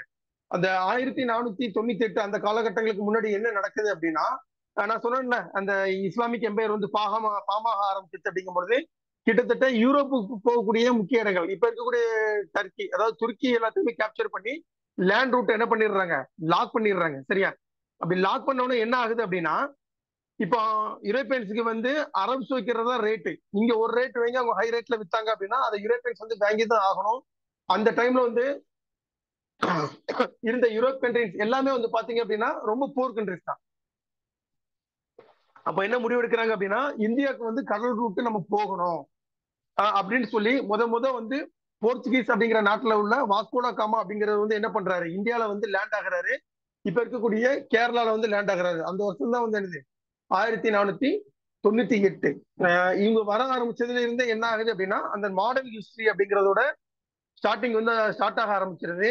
இதுல ஏன் இந்த 1600 மென்ஷன் பண்ணிருக்கிறேன் அப்படின்னா, பிரிட்டிஷ்காரங்க, அதாவது இங்க பிரிட்டிஷ் இருக்கிறாங்கல்ல இங்கிலாந்துல உள்ளவங்க, அவங்க வந்து அபிஷியலி 1600 தான் வந்து என்ன செய்யறாங்க அப்படின்னா, இங்க அவங்களுக்கும் வந்து ஒரு ட்ரேடு சென்டர் வந்து ஓபன் பண்றாங்க சூரத்துல. சரியா? அப்ப யாரோட ரூலிங் நடந்துட்டு இருக்கு அப்படின்னா, முகலாயர்கள்ல ஜஹாங்கீரோட ரூல் நடந்துட்டு இருக்கு. சரியா? அப்போ வந்து அவங்க அபிஷியலி ஓபன் பண்ணதுல இருந்து நமக்கு வந்து 1600 இருந்து பார்ப்போம். ஆனா அந்த 1498 பிறகே வந்து பாத்தீங்கன்னா சவுத் இந்தியாவில வந்து ஃபுல்லா போர்ச்சுகீஸும் வந்து கொஞ்சம் டாமினண்டா இருக்க ஆரம்பிச்சிருப்பாங்க. சரியா? இந்த மிடிவலுக்கு நோட் பண்ணிப்போம். இது வந்து 1857 வந்து என்ன அப்படின்னா, பிரிட்டிஷ் கம்பெனி, ஈஸ்ட் இந்தியா கம்பெனியோட ரூலிங் வந்து பிடிக்காம இந்திய மக்கள், இந்தியாவோட அரசர்கள்லாம் புரட்சி பண்ணி என்ன செய்வாங்க அப்படின்னா, பிரிட்டிஷ்காரங்களுக்கு எதிராக வந்து புரட்சி செய்வாங்க. சரிங்களா? அதோட என்ன ஆகும் அப்படின்னா, கம்ப்ளீட்டா இந்த கிங்டம் எல்லாரோட ரூல் முடிஞ்சு முழுக்க பிரிட்டிஷோட கண்ட்ரோல் வந்து வர ஆரம்பிச்சிடும். சரி, அதுதான் வந்து இந்த 1857 மிடிவல் முடியிற டைம். ஓகேவா? ஆனா ஆக்சுவலா வந்து மிடிவல் எப்போ முடிஞ்சிரும் கிட்டத்தட்ட அப்படின்னா, இந்த 1707 AD அப்படிங்கிற அந்த டைம்ல தான். ரீசன் என்ன அப்படின்னா, இந்த முகல் எம்பரரோட கடைசி எம்பரரா இருக்கக்கூடிய அவுரங்கசீப் இருக்கிறார்ல, அவர் வந்து டெத் ஆயிருவார். அவர் டெத்துக்கு பிறகு என்ன ஆக ஆரம்பிக்கும் அப்படின்னா, முகல்ஸ் வந்து டிக்ளைன் ஆக ஆரம்பிச்சிருவாங்க. அந்த டைம் பிரிட்டிஷ் ரொம்ப டாமினண்டா வந்து 1857 கம்ப்ளீட்டா ஓவரால் கண்ட்ரோலும் பிரிட்டிஷ் கையில வந்துடும். சரியா? நோட் பண்ணிக்கங்க மிடிவலுக்கு.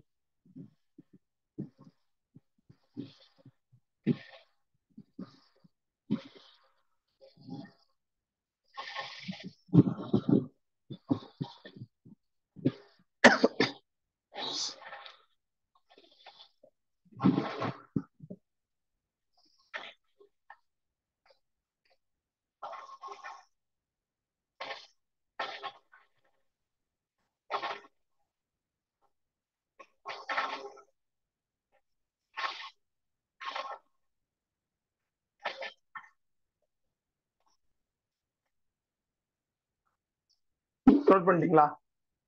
ஓகே.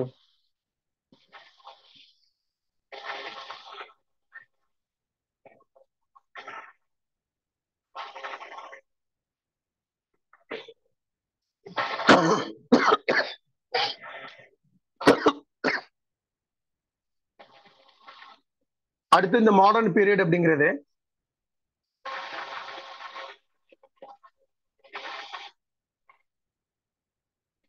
நான் சொன்ன மாதிரிதாம்மா, பிரிட்டிஷ் ஈஸ்ட் இந்தியா கம்பெனி, ஆங்கிலேய கிழக்கிந்திய கம்பெனி வந்து அபிஷியலா அவங்க வந்ததுல இருந்து அதுக்கடுத்து இந்தியாவோட இண்டிபெண்டன்ட் வர 1947 படிக்கக்கூடிய விஷயங்கள் தான் வந்து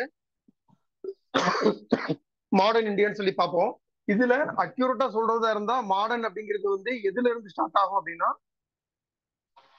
1857 தான். இதுலதான் கம்ப்ளீட்டா என்ன ஆகுது அப்படின்னா, முகல்ஸோட ரூல்ஸ் வந்து கம்ப்ளீட்டா வந்து என்ன செய்யுது எண்டப் ஆகுது. இதுல இருந்து ஃபுல் அண்ட் ஃபுல் வந்து பாத்தீங்க அப்படின்னா பிரிட்டிஷ் இந்தியா தான் பிரிட்டிஷ் தான் யூஸ் பண்ணுவாங்க. இதுதான் வந்து மாடர்ன் பீரியட். சரியா, இதை நோட் பண்ணிக்கங்க. இப்போ ஹிஸ்டரியில எந்தெந்த பார்ட்ல எதுதான் முக்கியமா நம்ம பார்ப்போம், என்னென்ன விஷயங்கள் பார்ப்போங்கிறத நான் சொல்லிடுறேன்.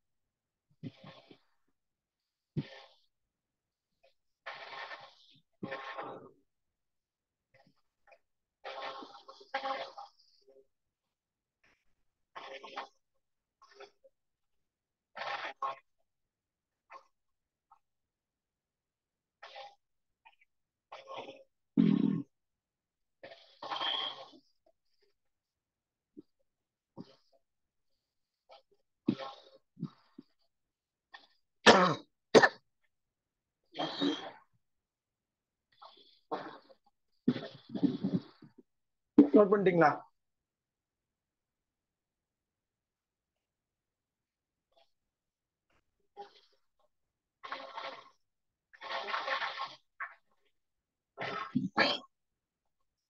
இந்த ஆப்ஷனல் சப்ஜெக்ட் யாராவது சூஸ் பண்ணிருக்கீங்களா? ஹிஸ்டரியில ஆப்ஷனல் சப்ஜெக்ட் நான் சூஸ் பண்ணிட்டேன் சார் அப்படிங்கிறவங்க யார் இருக்கீங்க?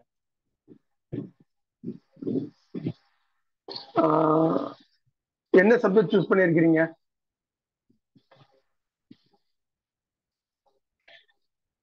ஹிஸ்டரி. ரீசன்மா ஹிஸ்டரி சூஸ் பண்ணதுக்கான ரீசன்?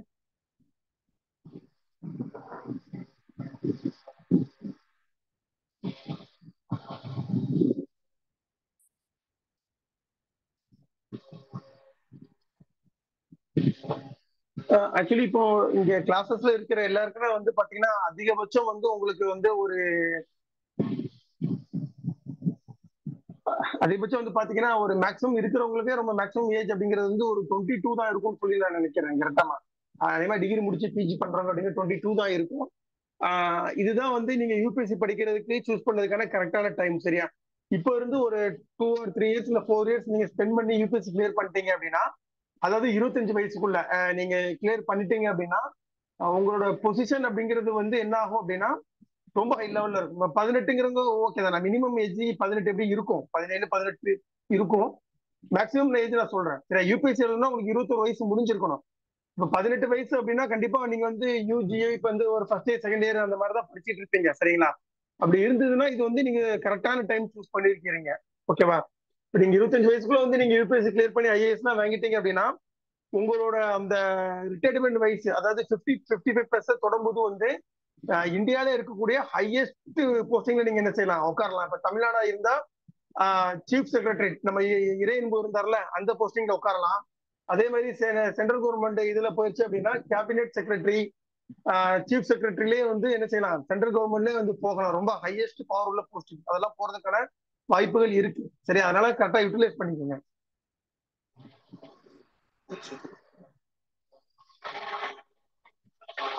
சரி, ஓகேவா? இப்போ வந்து இந்தியன் ஹிஸ்டரியில வந்து நம்ம 3 பேஸ் நம்ம சொல்லிட்டோம். Ancient, medieval, modern. அடுத்து அடிஷனலா ஒண்ணு இருக்கு என்ன அப்படின்னா கான்டெம்பரரி அப்படின்னு சொல்லி சொல்லுவாங்க. இது வந்து நீங்க மெயின்ஸ்ல தான் படிப்பீங்க. சரி, அதனால வந்து நம்ம இதுல ஃபோக்கஸ் பண்ண வேண்டிய அவசியம் இல்லை.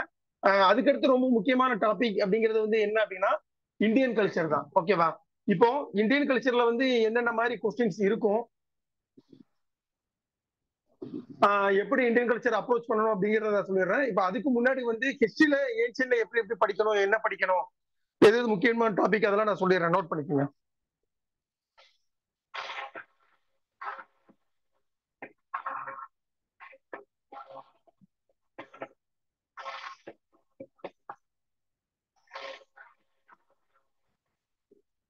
ஏன்ஷியன் இந்தியால பாருங்கம்மா, நீங்க மேக்ஸிமம் ஸ்டார்ட் பண்றது வந்து எதுல இருந்து ஸ்டார்ட் பண்ணுவீங்க அப்படின்னா ஐவிசின்னு சொல்லி சொல்லுவாங்க, ஹிந்துஸ் வேலி சிவிலைசேஷன் அப்படின்னு சொல்லி சொல்லுவாங்க.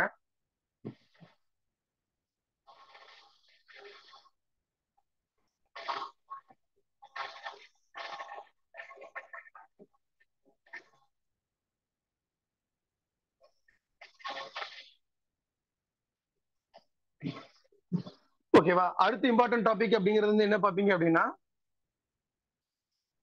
ஆரியன்ஸ் ஆர்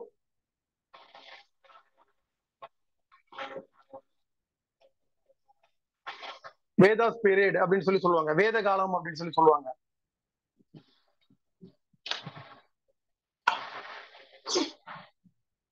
சரிங்களா? அதுக்கடுத்து ரொம்ப முக்கியமான டைம் அப்படிங்கிறது என்னன்னு சொல்லுவாங்க அப்படின்னா மகா ஜனபதாஸ்ன்னு சொல்லி சொல்லுவாங்க.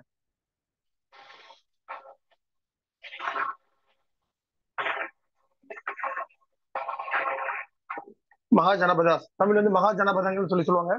அது என்ன அப்படின்னா ஒரு 16 சின்ன சின்ன ஸ்டேட்ஸ் இருக்கும். சரியா? அடுத்த அந்த 16க்குள்ளே வந்து என்ன செய்வாங்க அப்படின்னா சண்டை போட்டு கடைசியா ஒரு ஸ்டேட் என்ன செய்யும் அப்படின்னா ரொம்ப பவர்ஃபுல்லா எமர்ஜ் ஆகும். அது வந்து என்ன மகதா அப்படின்னு சொல்லி பாப்பீங்க. சரியா? இந்த டைம்ல இருந்து தான் உங்களுக்கு என்ன ஸ்டார்ட் ஆகும் அப்படின்னா புத்திசம் ஜெயினிசம் ஸ்டார்ட் ஆகும்.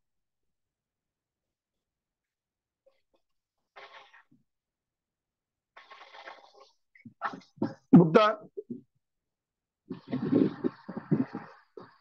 பத்தி ஸ்டார்ட் ஆகும். சரி, இதுக்கு பிறகு வந்து என்ன அப்படின்னா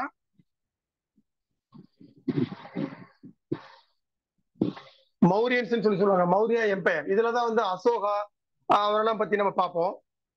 அதுக்கப்புறம் என்ன அப்படின்னா போஸ்ட் மௌரியன் பீரியட்னு சொல்லி ஒரு பீரியட் பார்ப்போம்.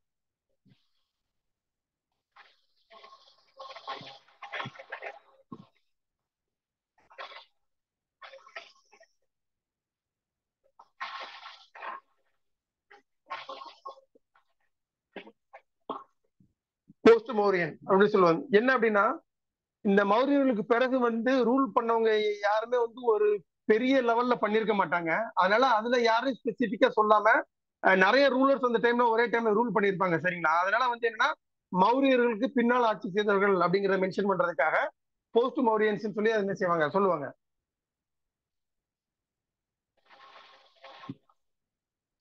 அடுத்து குப்தாஸ் ரொம்ப மெயினானவங்க. அடுத்து வரக்கூடியவங்க என்ன சொல்லுவாங்க அப்படின்னா போஸ்ட் குப்தாஸ்.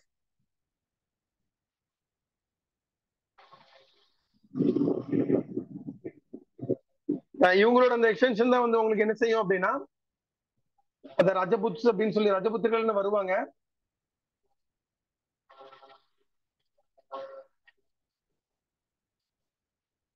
இந்த ரஜபுத்திரர்களுக்கு பிறகுதான் என்ன செய்யும் இந்த டெல்லி சுல்தானின்னு சொல்லி ஆரம்பி ஏன்ஷியன்ல இந்த இது பார்ப்போம். இதுல காமனா என்ன அப்படின்னா இந்த ஐவிசி இந்த வேதாஸ் இந்த ரெண்டை பொறுத்தவரை வந்து என்னன்னா ரூலிங் அப்படிங்கிறது கிடையாதுனால என்னன்னா அவங்களோட சோசியல்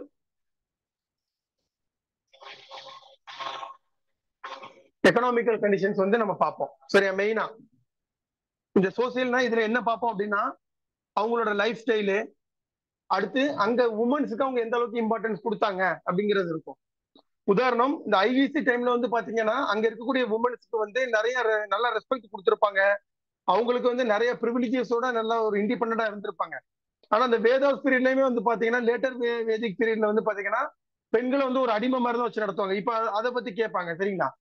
இப்ப ஹிஸ்டரி ஆப்ஷனல் எடுத்துக்கிறவங்களுக்கு வந்து பாத்தீங்க அப்படின்னா ஆப்ஷனல் பேப்பர் 1ல செக்ஷன் 7 வந்து ஏன்ஷியன் இந்தியா ஹிஸ்டரி வரும்.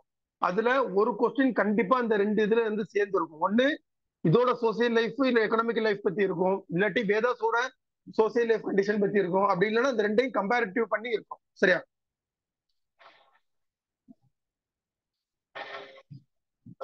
இந்த மகாஜனபதாஸ் ஃபுல்லா பார்க்கும்போது என்னன்னா அந்த புத்திசம் பத்தி அதிகமா நீங்க என்ன செய்வீங்க அந்த மகாஜனபதாஸோட தான் பார்ப்பீங்க. அவங்க அவங்க சம்பந்தப்பட்ட அந்த மாநாடுகள் லைஃப் ஸ்டைல் இது எல்லாமே வந்து மகாஜனபதாஸ்ல மெயினா உங்களுக்கு பார்ப்பீங்க. சரியா? அதுக்கடுத்து இந்த மௌரியன் பீரியட்ல வரும்போது தான் என்ன செய்வீங்க சேம் சோசியல்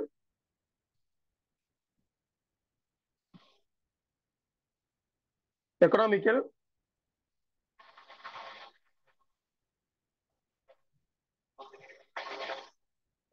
அட்மினிஸ்ட்ரேஷன் இது பாப்பீங்க. சரி, இதுக்கு மௌரியாஸ்க்கு பிறகு வரக்கூடிய எல்லா இதுலயுமே வந்து என்ன செய்வீங்க அப்படின்னா அந்த நிர்வாகம் சார்ந்த விஷயங்களும் பார்க்க ஆரம்பிப்பீங்க. அட்மினிஸ்ட்ரேஷன்ங்கிறது இந்த போஸ்ட் மௌரியன் பீரியட்ல வந்து ரூல் பண்ணியிருப்பாங்க. இவங்களோட டைம்ல வந்து அந்த ட்ரேடு டெவலப்மெண்ட் எல்லாமே இருந்திருக்கும். அதை பத்தி பார்ப்போம். குப்தாஸோட பீரியட்லயும் வந்து same social economical and administration condition நம்ம பார்ப்போம். போஸ்ட் குப்தாஸ்ல இந்த மாதிரி தான் வரும். சரியா?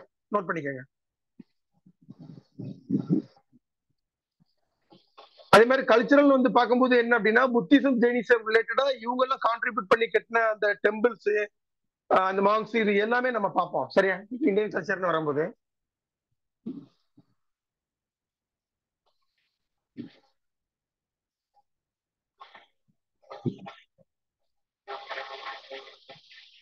நோட் பண்ணிட்டீங்களா?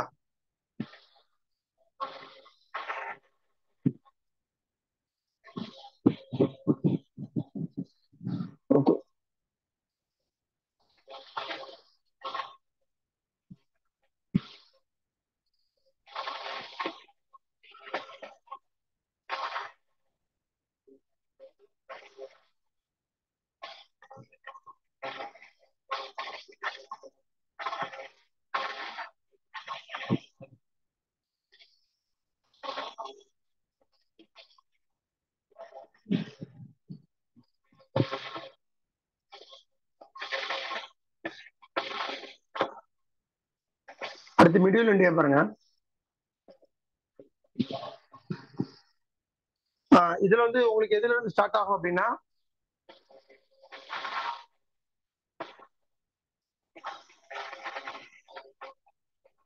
டெல்லி சுல்தானேட்ஸ்,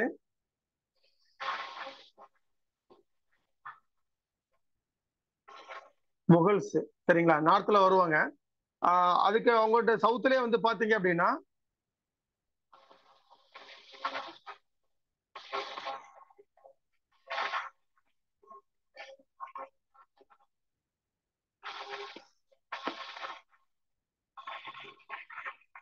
விஜயநகர் எம்பையர்னு சொல்லி சொல்லுவாங்க. அடுத்து பாமினி எம்பையர் சொல்லி சொல்லுவாங்க. அதுக்கு அடுத்து கீழே வந்து பாத்தீங்க அப்படின்னா சோழாஸை பத்தி என்ன செய்வீங்க, நல்லா அதிகமா பாப்பீங்க. சரி, ஏன்னா அந்த டைம்ல தான் வந்து பிற்கால சோழர்கள் சொல்லக்கூடிய ராஜேந்திர சோழர், ராஜராஜ சோழன் அவங்களோட பீரியட் தான் இருக்கும். இவங்க இதுல வந்து பாத்தீங்கன்னா மெயினா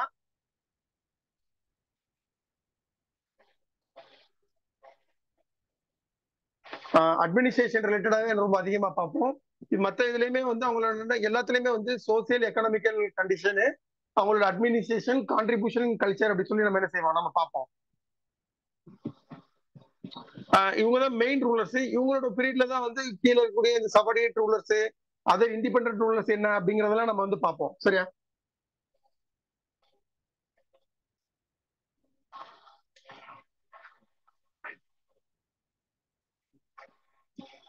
இது கல்ச்சரல் பெர்ஸ்பெக்டிவ்ல ஒரு சைடு போயிட்டு இருக்கும்.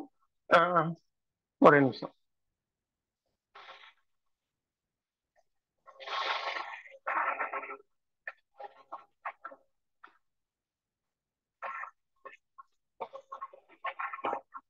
ஹிஸ்டரி வந்து பாத்தீங்க அப்படின்னா ஒரு 3 போர்ஷன் வந்து பேரலாவே போயிட்டு இருக்கும். சரியா? போர்ஷன் 1 அப்படிங்கிறது வந்து என்னன்னு பாருங்க.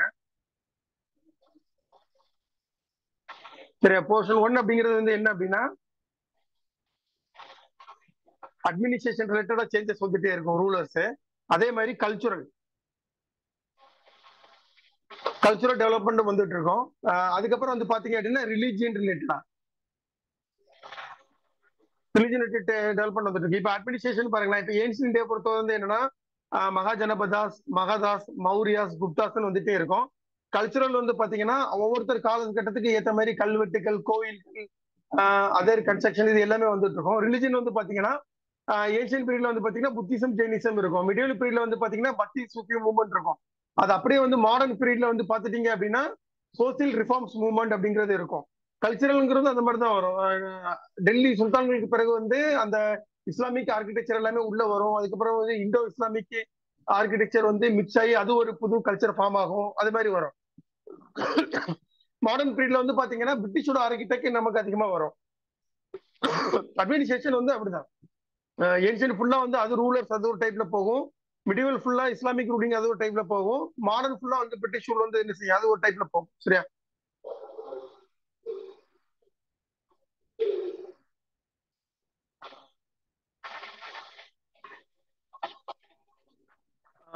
சின்ன கிளான்ஸ் நான் கொடுத்துட்டேன். சரியா? இப்ப வந்து இந்தியன் கல்ச்சர்ல வந்து எப்படி என்னென்ன பார்க்கணும் அப்படிங்கறத நான் சொல்றேன்.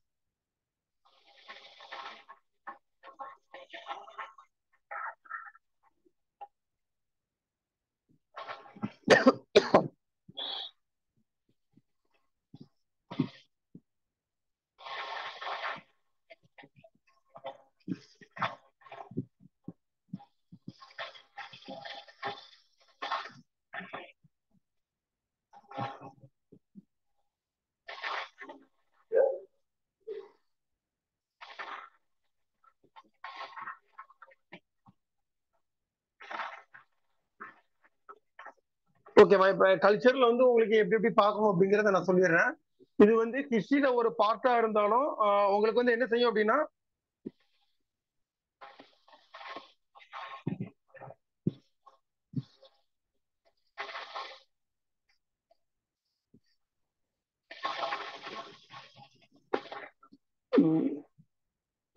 ஓகேவா, அது வந்து ஒரு செப்பரேட் பாத்துல தான் என்ன செய்யும், அது உங்களுக்கு போகும். சரியா?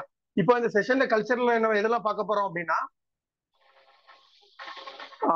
இன்ட்ரோடக்ஷன், அதே மாதிரி கல்ச்சரோட கான்ட்ரிபியூட் என்ன அப்படிங்கறத நம்ம பார்க்க போறோம். அதே மாதிரி இந்த இந்தியன் கல்ச்சரை அதர் சப்ஜெக்டோட எப்படி ரிலேட் பண்ணி படிக்க போறோம் அப்படிங்கிறதையும் பார்க்க போறோம். அதே மாதிரி இந்தியன் கல்ச்சர்ல இருக்கக்கூடிய மேஜர் டிவிஷன், அடுத்து இந்தியன் கல்ச்சர் நீங்க எங்கெங்க படிக்கணும், என்சிஆர்டில எங்க ஸ்டாண்டர்ட் புக் என்ன அப்படிங்கிறத பார்க்க போறோம். சரியா?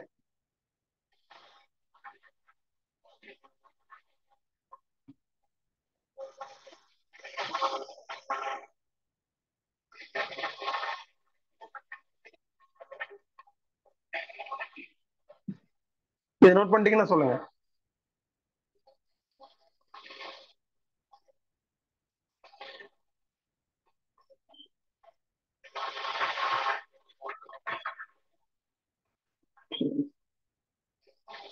ஓகேவா?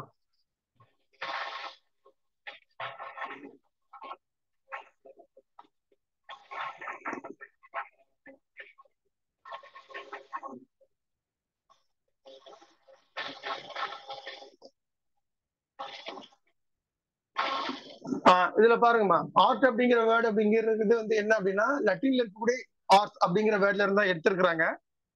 அதோட மீனிங் என்ன அப்படின்னா கிரியேட்டிவிட்டி, அதாவது ஹியூமனோட எக்ஸ்பிரஷன் இருக்குல்ல, அவங்களோட இமேஜினேஷன், கிரியேட்டிவிட்டி, அதை பத்தி உள்ளது. கல்ச்சர் அப்படிங்கிறது வந்து அவங்களோட லைஃப் ஸ்டைலு, அவங்களோட அந்த கலா என்ன சொல்றது, அவங்க வாழக்கூடிய அந்த வாழ்க்கையை பத்தி நம்ம பார்க்கக்கூடியது. சரியா? இது நீங்க நோட் பண்ண தேவையில்லை, ஜஸ்ட் தெரிஞ்சுக்கங்க. அடுத்து இப்ப நான் 2018 வரை உள்ளது வந்து கொஸ்டின்ஸ் வந்து பார்த்து போட்டிருக்கிறோம். சரியா? கிட்டத்தட்ட வந்து பாருங்க, மொத்தம் வந்து இருக்கக்கூடிய அந்த மார்க்ஸ்ல வந்து இந்தியன் கல்ச்சரோட மார்க் 2012 அப்படிங்கிறதுல வந்து பாத்தீங்கன்னா 14 மார்க்ஸ் இருக்கு. 14 வந்து பாத்தீங்கன்னா கிட்டத்தட்ட 24 மார்க்ஸ் வந்து இந்தியன் கல்ச்சர் போர்ஷன்ல இருந்து மட்டுமே என்ன செஞ்சிருக்காங்க, ப்ரிலிம்ஸ்ல உங்களுக்கு கேட்டிருக்காங்க. மெயின்ஸ்ல வந்து ஆல்மோஸ்ட் வந்து பாருங்களேன் 37-30ங்கிற அந்த ரேஞ்சில தான் இதோட கான்ட்ரிபியூஷன் இருக்கு. சரியா? இதுவும் ஜஸ்ட் தெரிஞ்சுக்கங்க.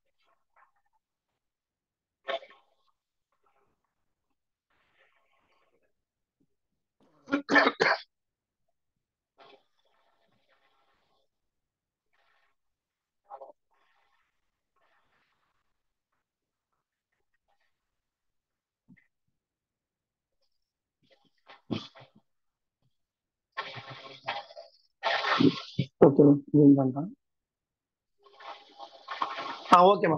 இப்போ இந்தியன் கல்ச்சர் வந்து ஜியோகிராஃபியோட எப்படி நீங்க பாப்பீங்க அப்படிங்கிறது இதுல நோட் பண்ணிக்கோங்க. அதாவது இருக்கக்கூடிய முக்கியம் இந்த வரலாறு நம்ம பார்ப்போம். கல்ச்சர் பார்க்கும்போது அந்த ஏன்ஷியன் ஹிஸ்டரிலாம் பார்க்கும்போது என்ன செய்வோம் அப்படின்னா சில இம்பார்ட்டன்ட் சயின்ஸ், முக்கிய சயின்ஸ் இருக்குல்ல, முக்கியமான இடங்கள் பத்தி பார்ப்போம். அது யூத் பிலிம்ஸ்ல எப்படி கேட்பாங்க அப்படின்னா அது இருக்கக்கூடிய லொகேஷன் இருக்குல்ல, ஜியோகிராபிக்கல் லொகேஷன், அது ஒரு ஹில் மேல இருக்கலாம், அப்படி இல்லைன்னா ஒரு ரிவர் பேசின்ல இருக்கலாம், இல்லாட்டி ஒரு ஃபாரஸ்ட்டுக்கு நியர்பையா இருக்கலாம். அப்படிங்கும் பொழுது அது லொகேஷன் பேசிஸ்ல வந்து என்ன செய்வாங்க அப்படின்னா அதை பத்தின கொஸ்டின் கேட்பாங்க. சரியா? நோட் பண்ணிக்கோங்க. அடுத்து Indian culture and it's international relation அப்படிங்கிறது என்ன அப்படின்னா ஏன்ஷியன்ல இருக்கக்கூடிய அந்த ட்ரேட் ரூட் இருக்குல்ல, அந்த சைனால இருந்து வராங்கன்னா இந்தியாவிலேயே வந்து ஒரு ரூட் போகும், சில்க் ரோடு அப்படிங்கிற அதை பத்தி. அதே மாதிரி commercial activities and with other countries, trade ரிலேட்டடா மற்ற கண்ட்ரிஸோட எப்படி இருக்கிறாங்கன்னு சொல்லி கல்ச்சர் ரிலேட்டடா என்ன செய்யும், அது மாதிரி கொஸ்டின்ஸும் உங்களுக்கு வரும். அடுத்து வந்து பாத்தீங்க அப்படின்னா எக்கனாமிக், ஒரு ஒரு கண்ட்ரி இருக்கு அப்படின்னா அந்த காயின்ஸ் அவங்க யூஸ் பண்றக்கூடிய அந்த காயின்ஸோட மெட்டல்ஸ் இருக்குல்ல, அதை வச்சு அவங்க வந்து ரொம்ப ரிச்சான கண்ட்ரியா இல்ல பூரான கண்ட்ரியா இல்ல ஆவரேஜான கண்ட்ரியா அப்படிங்கறது பாத்துடலாம். அதே மாதிரி அவங்க கொண்டாடக்கூடிய ஃபெஸ்டிவல்ஸ் இருக்குல்ல, அதை வச்சுமே நம்ம என்ன செய்ய முடியும், அவங்க வந்து ரொம்ப ரிச்சா இருக்கிறாங்களா எப்படி இருக்கிறாங்க அப்படிங்கறது நம்ம ஃபைண்ட் அவுட் பண்ண முடியும். சரி, நோட் பண்ணிக்கங்க.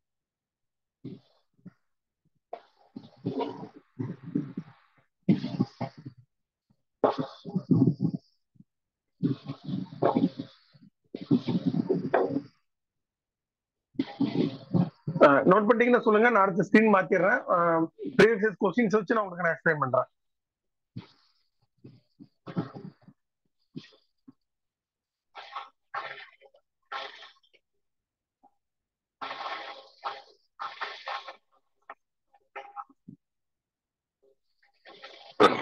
ஓகேமா, அடுத்து பாருங்கம்மா. இது வந்து 2016 வந்து யூபிஎஸ்சில கேட்ட ஒரு கொஸ்டின். சரியா, என்ன கொடுத்துருக்காங்கன்னா லெஃப்ட் சைடு ஃபுல்லாவே வந்து முக்கியமான இடங்கள் என்னங்கிறது கொடுத்துருக்காங்க. ரைட் சைடு ஃபுல்லா வந்து அது இருக்கக்கூடிய பகுதிகள் ரீஜியன் வந்து கொடுத்துருக்காங்க. ஆனா இந்த ரீஜன் எப்படி கொடுத்துருக்காங்க அப்படின்னா இந்தியாவோட அந்த ஜியோகிராபிக்கல் லேண்ட் இருக்கு பாருங்க, ஒவ்வொரு இடத்துக்கும் வந்து ஜியோகிராபிக்கலி ஒரு நேம் இருக்கு. அந்த பேசிக்ல வந்து என்ன செஞ்சிருக்காங்க அப்படின்னா இந்த இடங்களை கொடுத்துருக்காங்க. அதாவது ரைட் சைடு வந்து புத்தகயா, கஜுராஹோ, சீரடி, நாசிக் அண்ட் திருப்பதின்னு கொடுத்துருக்காங்க. இது எல்லாமே வந்து பாத்தீங்க அப்படின்னா ரிலிஜியன்ஸ் ரிலேட்டடா இருக்கக்கூடிய முக்கியமான சைட்ஸ். ஓகேவா, அப்படியே வந்து ரைட் சைடு வந்து பாத்தீங்க அப்படின்னா என்ன கொடுத்துருக்காங்க, பகலேல்கண்ட், பண்டல்கண்ட், விதர்பா, மால்வா அண்ட் ராயல்சீமான்னு கொடுத்துருக்காங்க. இது இந்தியாவோட பிசிக்கல் ஜியோகிராபி மேப் இருந்தது அப்படின்னா உங்களுக்கு இந்த இடம் என்ன செய்யும், கரெக்டா உங்களுக்கு என்ன நீங்க பாத்துக்கலாம். சரியா, யார்கிட்ட நம்ம அட்லஸ் புக் இருக்கு, யார்கிட்ட அட்லஸ் புக் இருக்கு, அப்படி உங்கள்ட்ட அட்லஸ் புக் இல்லைன்னா நீங்க அட்லஸ் எடுத்துக்கங்க.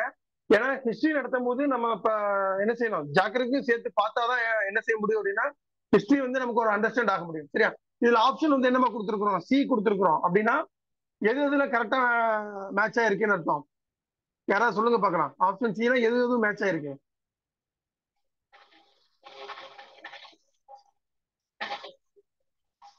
நான் அன்மியூட் பண்ணிட்டு பேசலாம்.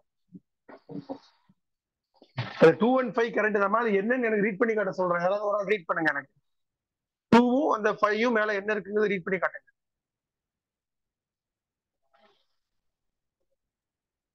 கஜுராஹோ, பண்டல்கண்ட், திருப்பதி, ராயல்சீமா. ஓகேவா, கஜுராஹோங்கிறது பண்டல்கண்ட், திருப்பதிங்கிறது வந்து ராயல்சீமான்னு சொல்லி பார்த்தோம். இது எப்படி கொடுத்துருக்காங்க அப்படிங்கறத நம்ம அடுத்து பார்க்கலாம். பாருங்க, இந்த நான் கொடுத்துருக்கிறேன் பாருங்க, இந்த லொகேஷன் எல்லாமே இந்த 1 அப்படிங்கிற இடத்துலதான் வந்து என்ன செய்யுது, புத்தகயா அப்படிங்கிறது இருக்கு. அது எந்த ஸ்டேட், யாராவது சொல்ல முடியுமா? அது எந்த ஸ்டேட்? 1ங்கிறது எந்த ஸ்டேட், இப்ப இருக்கக்கூடிய எந்த ஸ்டேட்?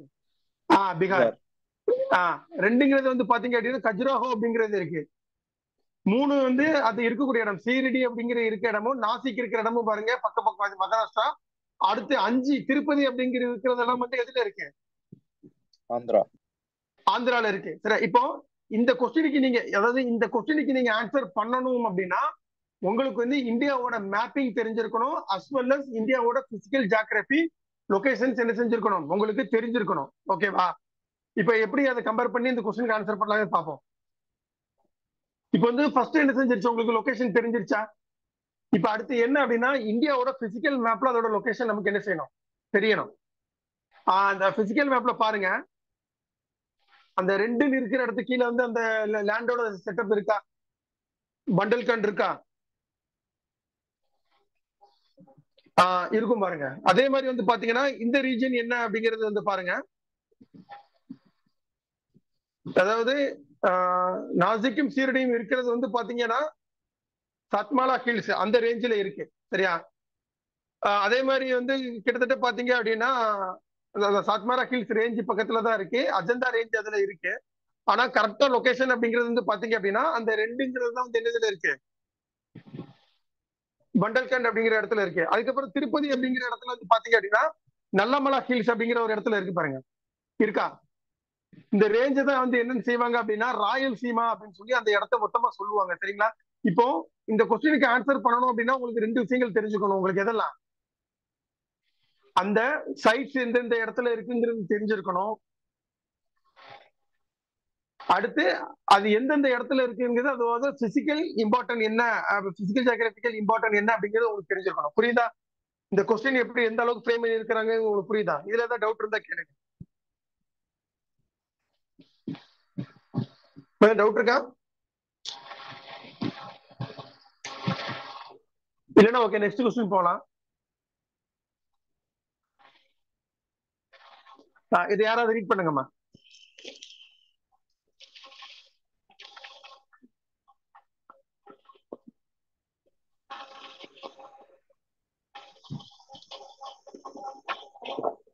யாராவது ஒரு ஆள் எனக்கு இந்த கொஸ்டின் ரீட் பண்ணுங்க. கிளியரா தெரியுதா?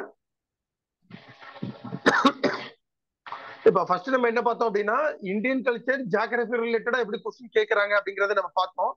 இப்போ இந்தியன் கல்ச்சர் வந்து இன்டர்நேஷனல் ரிலேட்டட் ட்ரேட் இருக்குல்ல, அது சம்பந்தமா எப்படி கேட்கன்னு பார்ப்போம்.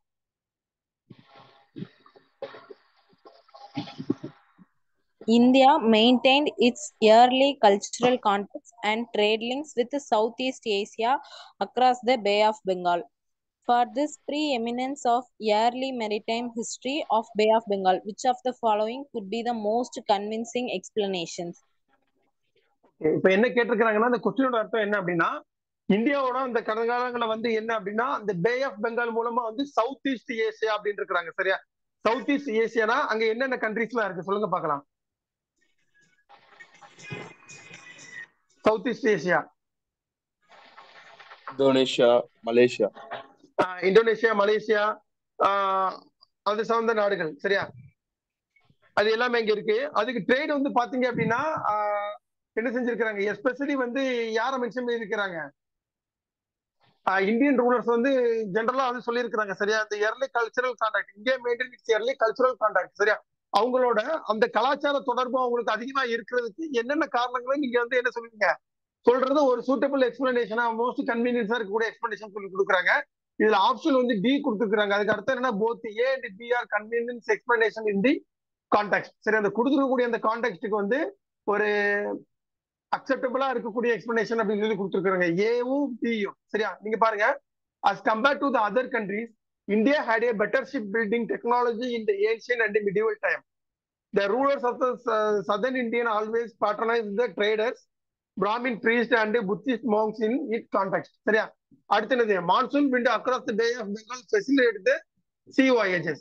இதுல ஃபர்ஸ்ட் உள்ளது பாத்தீங்க அப்படின்னா, ஏன்ஷியன்ட் பீரியட்லயும் சரி மிடிவல் பீரியட்லயும் சரி நம்ம சொல்லி இருக்கிறோம், இந்தியா தான் டாமினன்ட் எக்கனாமிக்கல் கண்ட்ரியா இருந்திருக்கு அப்படின்னு. அது டாமினண்டா இருக்கு அப்படின்னா என்ன காரணம் அப்படின்னா, சி ரூட்டை வந்து யாரு கண்ட்ரோல்ல வச்சிருக்கிறாங்களோ அவங்க தான் வந்து எப்பவுமே டாமினண்டா இருக்க முடியும். அந்த சி ரூட்டுக்காக தான் ஸ்டில் நோ வந்து என்ன செஞ்சுட்டே இருக்கு, சண்டை நடந்துகிட்டே இருக்கு. சரியா? உதாரணத்துக்கு நியூஸ்ல ஃப்ரீக்வெண்டா பார்த்துருப்பீங்களா, சீனா வந்து தென் சீன கடல் பகுதியை வந்து ஆக்குபை பண்ண ட்ரை பண்ணுது அப்படின்ட்டு. சவுத் சைனா சி கேள்விப்பட்டிருக்கீங்களா நியூஸ்? அதே மாதிரி இந்த இஸ்ரேல் பாலஸ்தீன்ல வந்து ஹவுதிகள் வந்து செங்கடலுக்கு போற வழியை அடைச்சிடுறாங்க அப்படின்னு சொல்லி பார்த்திருக்கீங்களா? காரணம் என்ன அப்படின்னா, அதெல்லாம் வந்து the most important sea route for trade. சரியா? இப்ப அந்த இடத்துல லாக் பண்ணிட்டாங்கன்னா ட்ரேடே என்ன செஞ்சிடும், லாக் ஆயிரும். அப்படிங்கும்போது இந்த முக்கியமானது என்ன கேட்டிருக்கிறாங்க, இந்த ரெண்டு விஷயங்கள் இருக்கு. ஏன்னா அந்த காலத்துல இந்திய ரூலர்ஸ் வந்து பாத்தீங்கன்னா டெக்னாலஜிக்கல் இருக்கு, கப்பல் கட்டுற அளவுக்கு. எந்த அளவுக்குன்னா தமிழ் லிட்டரேச்சர்ல அதை பத்தின குறிப்புகள்லாம் இருக்கு. சரியா? அதே மாதிரி வந்து பாருங்க, ரூலர்ஸ் வந்து என்ன செஞ்சிருக்காங்க அப்படின்னா ட்ரேடர்ஸையும் ஊக்கப்படுத்தி அனுப்பியிருக்கிறாங்க. அதே மாதிரி பிராமின்ஸ், புத்திஸ்ட் இவங்க எல்லாருமே வந்து என்ன பண்ணிருக்காங்க, பேட்ரனைஸ்ட் அப்படின்னா to economically support to traders and Brahmin and Buddhist priced. சரியா? இவங்க எல்லாருமே வந்து வெளிநாடுகளுக்கு இந்த மதங்களை பரப்புறதுக்கு அனுப்பியிருக்கிறாங்க. மூணாவது வந்து பாத்தீங்க அப்படின்னா, the monsoon wind across the Bay of Bengal facilitated the sea voyage. அப்படி கிடையவே கிடையாது. பே ஆஃப் பெங்காலை பொறுத்தவரை ஜியோகிராபிக்கலி அந்த மான்சூன் விண்ட் அப்படிங்கிறது வந்து என்ன செய்யாது, சி voyagesக்கு வந்து, அதாவது கடல் பயணங்களுக்கு வந்து ஃபெசிலிட்டேட்டடா இருக்காது, டேஞ்சரா தான் இருக்கும். ஏன்னா நிறைய சைக்ளோன்ல நீங்க பாக்குறீங்கல்ல, இப்ப ரீசெண்டா வந்த புயல் என்ன இந்தியால வந்து நம்ம சென்னை, நம்ம சவுத்ல திருநெல்வேலி, தூத்துக்குள்ள ரொம்ப அஃபெக்ட் ஆச்சா சொல்லி, சென்னையில வந்து மிக்ஜாம் புயல் சொல்லி சொல்லுவாங்கல்ல, அது எல்லாமே பாத்தீங்கன்னா பே ஆஃப் பெங்கால் ஆப்ஷன் ஆகிறது தான். அப்ப அவ்வளவு பெரிய புயல் அடிச்சுன்னா கப்பல்ல போக முடியுமா, முடியாதுல்ல. அப்ப ஆப்ஷன் அப்படிங்கிறது வந்து என்ன அப்படின்னா ஏவும் பியும் தான் வந்து கரெக்ட். சரியா? இப்ப தெரியுதா அந்த ட்ரேட் ரிலேட்டடா எப்படி கல்ச்சரல் கொஸ்டின் கேட்டிருக்காங்க அப்படின்னு. ட்ரேடர்ஸ் மூலமா கல்ச்சர் டெவலப் ஆயிருக்கு, அது ஓரியன்டா அந்த கொஸ்டின்ஸ் கேட்டிருக்காங்க. சரியா? அடுத்து பாருங்கம்மா, Indian culture and economy. During the ancient and medieval period, the many kings are introduced the coins for trading and exchanging, and these coins are help us to know the economical condition of the kingdom. இப்போ உதாரணத்துக்கு அங்க ஒரு ruler வந்து அவருக்கு வெளிப்படக்கூடிய publish பண்ணக்கூடிய coins வந்து gold காயினா இருக்கு, இல்லாட்டி சில்வர் காயின், அதாவது தங்கம் வெள்ளி காயின்ஸா இருக்கு அப்படின்னா அந்த கண்ட்ரி எப்படி இருக்கு, எக்கனாமிக்கலி ரொம்ப வெல்த்தா இருக்குன்னு சொல்லி நம்ம தெரிஞ்சுக்கலாம். சரிங்களா? உதாரணத்துக்கு பாருங்க, குப்தாஸ் வந்து கோல்டு காயின்லாம் வந்து பப்ளிஷ் பண்ணாங்க. அதே மாதிரி முகல் பீரியட், டெல்லி சுல்தான் பீரியட்லாம் வந்து என்னன்னா சில்வர் காயின்ஸ் எல்லாமே வந்து என்ன செஞ்சிருக்கிறாங்க அப்படின்னா அவங்க வந்து நிறைய வந்து நிறைய வந்து என்ன செஞ்சிருக்கிறாங்க, அறிமுகப்படுத்திருக்கிறாங்க, யூஸ் பண்ணி இருக்கிறாங்க. அப்போ அதை வச்சு நம்ம என்ன செய்ய முடியும் அப்படின்னா அவங்க வந்து நல்லா ரிச்சா இருந்திருக்கிறாங்க அப்படிங்கறத பார்க்கலாம். அதுக்கப்புறம் வந்து பாத்தீங்கன்னா அந்த பிரோன்ஸ் காப்பர் யூஸ் பண்ணக்கூடிய அந்த நேஷன்லாம் வந்து பாத்தீங்கன்னா எக்கனாமிக்கலி வந்து ஒரு மாடரேட் இல்லாட்டி ஒரு ரொம்ப லோ வெல்த் இல்லாட்டி ஆவரேஜ் வெல்த் உள்ள ஸ்டேட்டா தான் இருக்கும். சரியா? நோட் பண்ணிக்கோங்க.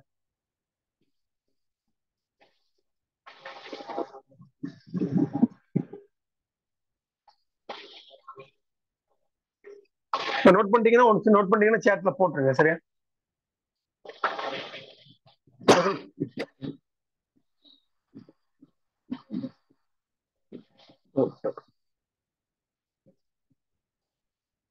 ஜெனரலா ஒரு கொஸ்டின், இந்த யூபிஎஸ்சி ப்ரிப்பரேஷனுக்கு வந்து நிஜமாவே நான் பில்டிங்கோட என்னோட ஓன் பில்டிங்ல தான் சார் வந்திருக்கிறவங்க எத்தனை பேர் இருக்கீங்க?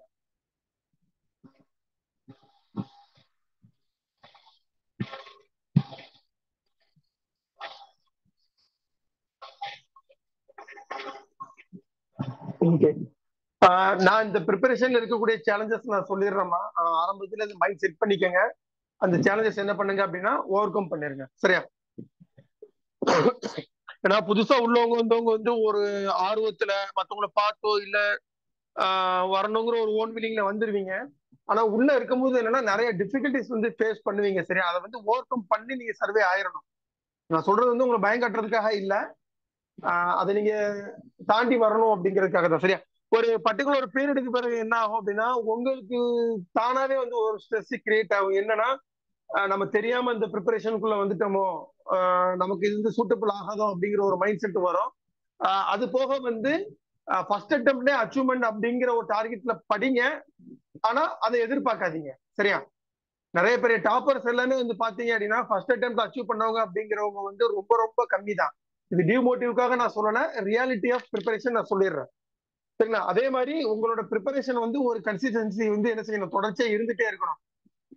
நான் ஒரு நாள் படிப்பேன், அதுக்கப்புறம் 2 நாள் அப்புறம் கேப் விட்டு படிக்கிறேன் அப்படிங்கிற மாதிரிலாம் இருக்காதீங்க. ஒரு பிளான் போடுங்க, அதை வந்து என்ன செய்யுங்க, கரெக்டா எக்ஸிக்யூட் பண்ணி ரெகுலர் பேசிஸ்ல நீங்க படிக்க ஆரம்பிங்க. சரியா? என்சிஆர்டிலாம் என்னென்ன படிக்கணும் அப்படிங்கறத வந்து நான் அடுத்தடுத்த கிளாஸ்ல நான் அப்டேட் பண்றேன் உங்களுக்கு. நான் சாப்டர் வைஸ் வந்து சப்ஜெக்ட் வைஸ் ஹிஸ்டரினா ஏன்ஷியன்ட்னா எந்த புக்ல படிக்கணும், என்ன டாபிக் படிக்கணும், மிடிவல்னா எந்த புக்ல எந்த டாபிக் படிக்கணும், அதே மாதிரி பாலிட்டிக்கு என்னென்ன டாபிக் படிக்கணும், எக்கனாமிக் என்ன படிக்கணும், ஜியோகிராஃபில இந்தியன் ஜியோகிராஃபி, பிசிக்கல் ஜியோகிராஃபிக்கு என்சிஆர்டில என்னென்ன சாப்டர்ஸ் படிக்கணுங்கிறது டாபிக் வைஸ் நான் ஷெட்யூல் நான் போட்டு வச்சிருக்கேன். அது நான் அடுத்தடுத்த கிளாஸஸ்ல உங்களுக்கு நான் ஷேர் பண்றேன். சரியா? வேற இந்த ப்ரிப்பரேஷன் பண்ற ஸ்டார்ட் பண்றதுல எதுவும் டவுட் இருந்தா கூட நீங்க கேட்டுருங்க, நான் கிளியர் பண்ணிடுறேன். ஒரு 2 மினிட்ஸ் நான் டைம் தரேன். எதுவும் டவுட்ஸ் இருந்தா கேளுங்க. இப்போ நான் ப்ரிப்பேர் பண்றதுல சில பேருக்கு சில ஸ்ட்ரகிள்ஸ் இருக்கும், அது எதுனாலும் கேளுங்க, என்னால முடிஞ்ச நான் ஆன்சர் பண்ணிடுறேன். அந்த டிஸ்கஷனுக்கு பிறகு திரும்ப நம்ம சப்ஜெக்ட் பார்க்கலாம்.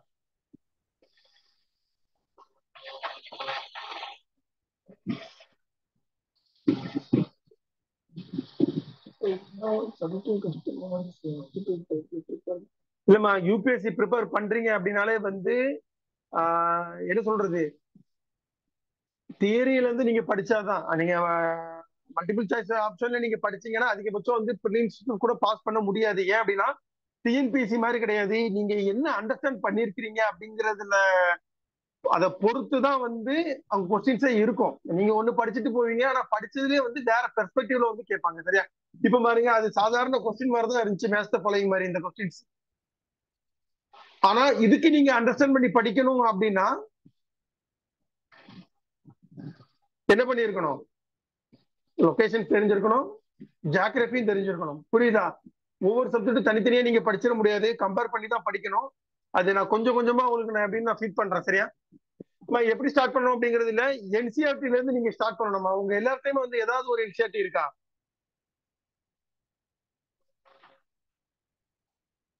மெயினா என்சிஆர்டில வந்து என்னெல்லாம் வேணும்னு நான் சொல்லிடுறேன், நோட் பண்ணிக்கோங்க. ஹிஸ்டரிக்கு வந்து 6th இருந்து 12th வரை இருக்கக்கூடிய என்சிஆர்டி நோட் பண்ணிக்கோங்க. நம்ம கொஞ்சம் ஃபாஸ்டா நோட் பண்ணிக்கோங்க. இந்த 2 மினிட்ஸ் நான் சொல்லிட்டு அடுத்து நான் சப்ஜெக்ட்குள்ள போனோம்.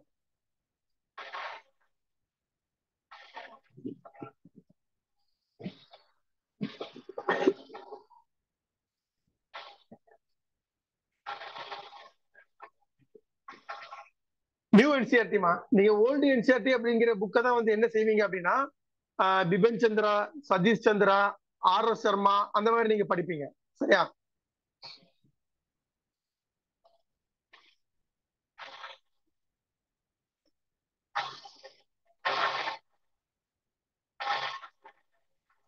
அப்ஜெக்டிவ் டைப்ல ப்ரிப்பேர் பண்ணாதீங்க. நீங்க கான்செப்ட் புரிஞ்சு நீங்க படிக்கணும். சரியா?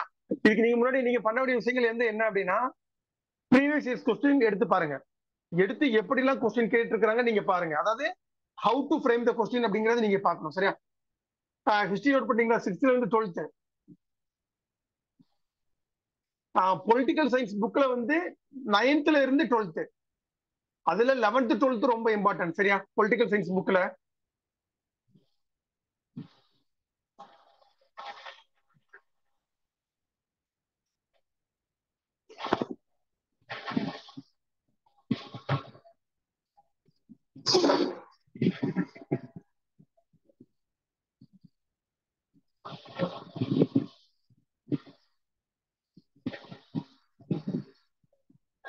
அதே மாதிரி வந்து மேப் வாங்கி நீங்க என்ன பண்ணுங்க அப்படின்னா வால் மேப் இருக்குல்ல, அது நீங்க கம்பல்சரி நீங்க வால் மேப் வாங்கணும். சரியா? அது அமேசான்ல போய் தேடிங்கன்னா உங்களுக்கு கிடைக்கும். நான் ஆக்சுவலி என்னோட ஸ்டடி ரூம்ல வந்து என்ன பண்ணிருப்பேன் அப்படின்னா வால் மேப் வந்து நான் வச்சிருப்பேன்.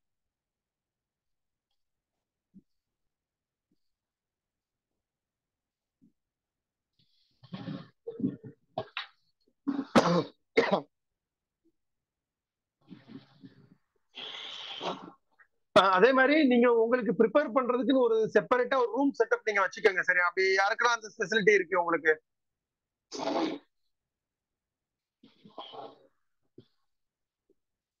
அப்படி இருக்குங்கிறவங்க இந்த ரூம் செட்டப் நீங்க வச்சுக்கலாம். வால் மேப் வந்து கம்பல்சரிமா.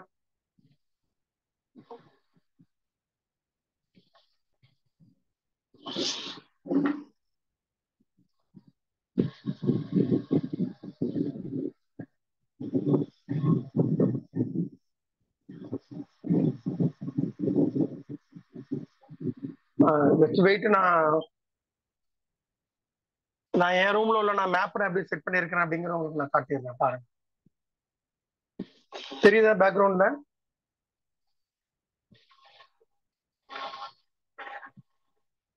இந்த மாதிரி தான் இருக்கும். ஆக்சுவலி கீழே வந்து பிசிக்கல் ஜியோகிராஃபி இருக்கும், மேல வந்து பொலிட்டிக்கல் ஜியோகிராஃபி, மேல வந்து பிசிக்கல் ஜியோகிராஃபி வச்சிருப்பேன். அப்படியே என்னோட ஆப்போசிட்ல வந்து பார்த்தேன்னா நான் இந்தியன் மேப்மே வந்து நான் என்ன செஞ்சிருப்பேன் அப்படின்னா நான் வச்சிருப்பேன். சரியா? நான் அதே மாதிரி காட்டுறேன். அந்த மாதிரி நீங்க வந்து வச்சுக்கோங்க.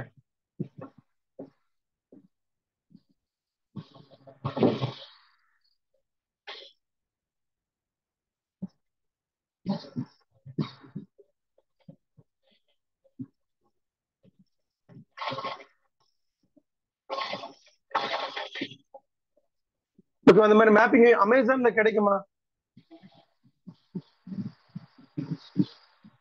அந்த லிங்க் வந்து கான்டாக்ட் இல்ல இருந்தா நான் ஷேர் பண்றேன். சரியா? நான் உங்கள்கிட்ட ஷேர் பண்ணி நான் பண்றேன். அந்த லிங்க் நீங்க எனக்கு வால் மேப் வைக்கீங்க. School book 6th to 12th history NCERT, new NCERT தான், ஓல்டு வேண்டாம். அதே மாதிரி பொலிட்டிக்கல் சயின்ஸ்ல வந்து 9th இருந்து 12th, அதுல 11th to 12th வந்து என்னதுன்னா உங்களுக்கு ரொம்ப கம்பல்சரி. சரியா? அடுத்து எக்கனாமிக்கும் வந்து 9th to 12th வச்சுக்கோங்க. அதுல 11th 12th வந்து கொஞ்சம் இம்பார்ட்டன்டா இருக்கும். அதுல இந்தியன் எக்கனாமிக் போர்ஷன் தனியா இருக்கு. அது மாதிரி கல்ச்சருக்கு வந்து 11th ஒரே ஒரு புக் இருக்கும், ஒரு ரெட் கலர்ல இருக்கும் அந்த புக்கு.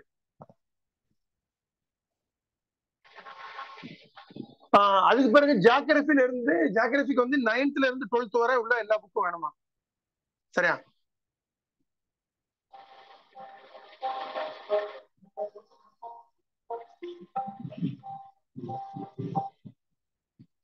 இது எல்லாமே நீங்க நோட் பண்ணிக்கங்க. நான் உங்களுக்கு ஆக்சுவலி நான்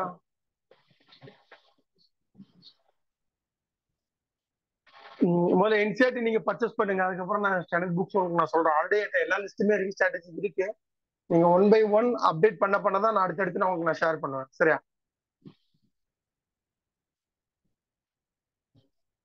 ஓகேம்மா. ஹிஸ்டரியில சாரி கல்ச்சர்ல இருக்கக்கூடிய முக்கியமான டிவிஷன்ஸ் வந்து பாத்துக்கோங்க. இந்த 4 மேஜர் இதுலதான் வந்து உங்களுக்கு என்ன செய்யும் அப்படின்னா இந்த கல்ச்சர்ல உள்ள பார்ட்ஸ் இருக்கும். ஒன்னு வந்து விஷுவல் ஆர்ட்ஸ், அடுத்து பெர்ஃபார்மிங் ஆர்ட்ஸ், அடுத்து literary arts and philosophy and miscellaneous சொல்லுவாங்க. விஷுவல் அப்படின்னா என்ன அப்படின்னா நம்ம பார்க்கக்கூடிய எல்லா விஷயங்களும் வந்து என்ன செய்யும் விஷுவல் ஆர்ட்ஸ்ல வரும். அது என்னங்கிறது அடுத்தடுத்த ஸ்லைட்ஸ்ல சொல்றேன். பெர்ஃபார்மிங் அப்படின்னா நம்மளால வந்து அது இன்வால்வ் ஆக முடியும். அப்படிப்பட்டது வந்து performing arts. Literary and philosophy அப்படிங்கிறது வந்து மேக்சிமம் வந்து புக்ஸ் ரிலேட்டடா அந்த டெக்ஸ்ட் கல்ச்சரல் ரிலேட்டடா உள்ளது பார்ப்போம். மிஸ்செலேனியஸ்னா தவிர்த்து மற்ற எல்லா விஷயங்களையும் பார்ப்போம். சரியா, நோட் பண்ணிக்கோங்க. ஓகே, இந்த இந்த டிவிஷன் நோட் பண்ணிக்கோங்க. விஷுவல் ஆர்ட்ஸ்ல என்னன்னு பாத்துக்கோங்க. Architecture, painting, sculpture and portrait. இது கட்டடங்களை பத்தி பார்ப்போம், பெயிண்டிங்கை பத்தி பார்ப்போம், சிலைகளை பத்தி பார்ப்போம், அடுத்து அந்த மண்பாண்டங்கள் அதை பத்தி அது என்ன பார்ப்போம்.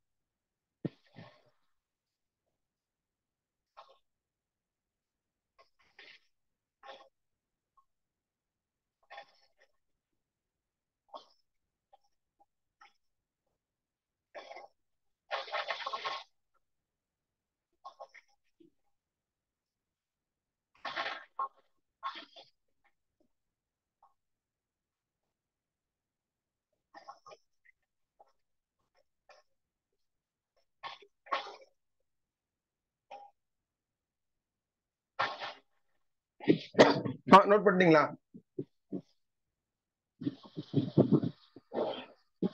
ஓகே, இதுல ஆர்கிடெக்சர்ல என்னெல்லாம் பார்ப்போம் பாருங்க. இண்டஸ் வேலி சிவிலைசேஷன் அண்ட் ஹரப்பன் ஆர்கிடெக்சர் அப்படின்னா அவங்களோட சில இடங்கள்ல வந்து பாத்தீங்கன்னா அவங்களோட அந்த பழைய அவங்க வாழ்ந்த இடங்களோட பில்டிங் கன்ஸ்ட்ரக்ஷனு, அதோட ஸ்டைல்ஸ் அதை பத்தி பார்ப்போம். அதுக்கப்புறம் வந்து பாத்தீங்கன்னா இடையில இருக்கக்கூடிய இந்த ஆரஞ்ச் பீரியட்ல வந்து இந்த கல்ச்சுரல் அது ஆர்கிடெக்ட் ரிலேட்டடா எதுவுமே பெரும்பாலும் இருக்காது. எல்லாமே வந்து டெக்ஸ்ட் தான் இருக்கும். சரியா, அடுத்து பாத்தீங்கன்னா மௌரியன் ஆர்கிடெக்சர் பார்ப்போம். அவங்க வந்து ஒரு ஸ்டைல் ஆஃப் ஆர்கிடெக்சர் ஃபாலோ பண்ணுவாங்க. அடுத்து குப்தாஸ், அதே மாதிரி டெம்பிள் ஆர்கிடெக்சர் பார்ப்போம். இந்த டெம்பிள்ல வந்து நிறைய டைப் இருக்கு. சதர்ன் இந்தியால ஒரு மாதிரி இருக்கும், நார்த்தன் இந்தியால ஒரு மாதிரி இருக்கும், சென்ட்ரல் இந்தியால ஒரு மாதிரி இருக்கும். ஒவ்வொருத்தையும் ஒவ்வொரு டைப் நம்ம பார்ப்போம். சரியா,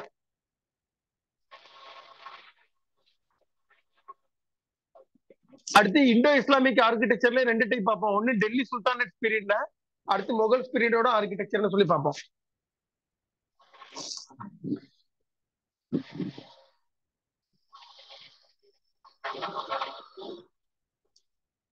நோட் பண்ணிக்கோங்க. மேக்ஸிமம் எல்லாரும் மொபைல்ல அட்டெண்ட் பண்றீங்கன்னா ஸ்கிரீன்ஷாட் எடுத்துக்கோங்க, அடுத்த நோட்ல எழுதிக்கோங்க. சரியா,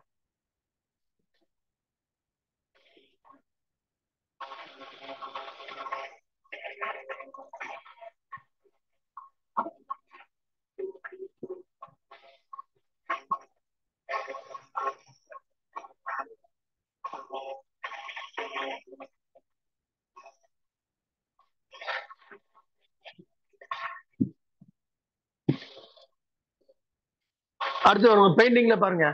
ப்ரீ ஹிஸ்டாரிக் பெயிண்டிங், இதுதான் வந்து என்னன்னா அந்த ஸ்டோன் ஏஜ் பீரியட்ல இருக்கக்கூடிய பீப்புள்ஸ் என்னன்னா அந்த கோயில வந்து கலர் கலர் பெயிண்டிங்ஸ் வரைஞ்சிருப்பாங்க, அதை பத்தி பார்ப்போம். அடுத்து மூரல் பெயிண்டிங் சொல்லி பார்ப்போம், சவுத்துல வரையக்கூடிய பெயிண்டிங். சரி, அடுத்து மினியேச்சர் பெயிண்டிங். அதுலயே வந்து பாத்தீங்க அப்படின்னா எர்லி ஸ்கூல் ஆஃப் பெயிண்டிங். அந்த ஸ்கூல் அப்படிங்கிறது மீனிங் என்னன்னா இன்ஸ்டியூட் கிடையாது, ஒவ்வொரு ஸ்டைலுன்னு அர்த்தம். பாலாஸ் அவங்களோட பீரியட்ல ஒரு ஸ்டைல் இருக்கும், வெஸ்டர்ன் இந்தியால ஒரு ஸ்டைல் இருக்கும், அந்த மாதிரி பார்ப்போம். அடுத்து முகல் ஸ்கூல் ஆஃப் பெயிண்டிங் பார்ப்போம். டெக்கானிக் ஸ்கூல் ஆஃப், அதாவது டெக்கான் ரீஜன்ல இருக்கக்கூடிய பெயிண்டிங் எந்த ஸ்டைல்ல இருக்கும் அப்படிங்கறத பார்ப்போம். சென்ட்ரல் இந்தியால எப்படி இருக்குங்கிறத பார்ப்போம். அது மாதிரி ராஜஸ்தானி ஸ்டைலிங்ல பெயிண்டிங்ல என்னென்ன இம்பார்ட்டன்ஸ் இருக்கும் அப்படிங்கறது பார்ப்போம். அடுத்த மாதிரி பஹாரி அப்படிங்கிற ஜோன்ல உள்ளதுன்னு பார்ப்போம்.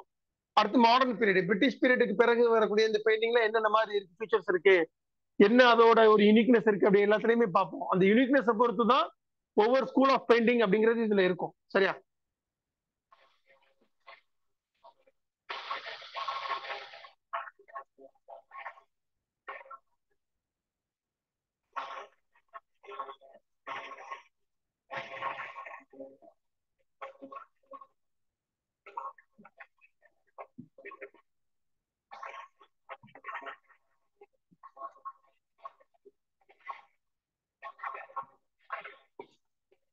அடுத்து பாருங்க ஸ்கல்ப்சர் அண்ட் போட்டரி பாருங்க.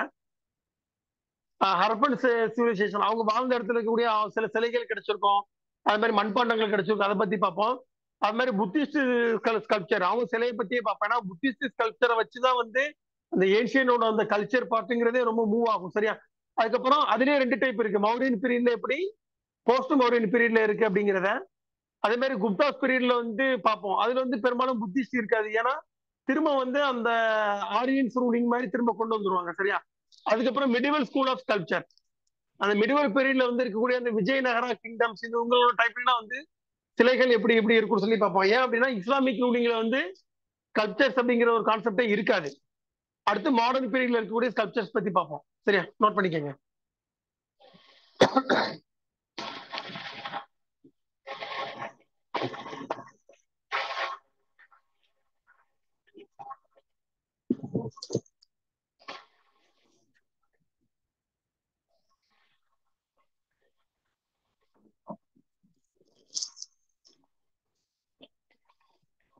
அடுத்து பெர்ஃபார்மிங் ஆர்ட்ஸ் அப்படின்னா மியூசிக், டான்ஸ், தியேட்டர்ஸ் அப்படின்னா அந்த கலை கூத்துக்கள் சொல்லி சொல்லுவாங்கல்ல, அதை பத்தி பார்ப்போம். அதுக்கடுத்து இந்தியன் பப்பட்ரி, அந்த பொம்மலாட்டங்களை பத்தி பார்ப்போம். இந்தியன் சர்க்கஸ், அடுத்து மார்ஷியல் ஆர்ட்ஸ் சொல்லி சொல்லுவாங்கல்ல, சிலம்பம், வர்மம், இந்த மாதிரி விஷயங்களை பத்தி நம்ம பார்ப்போம்.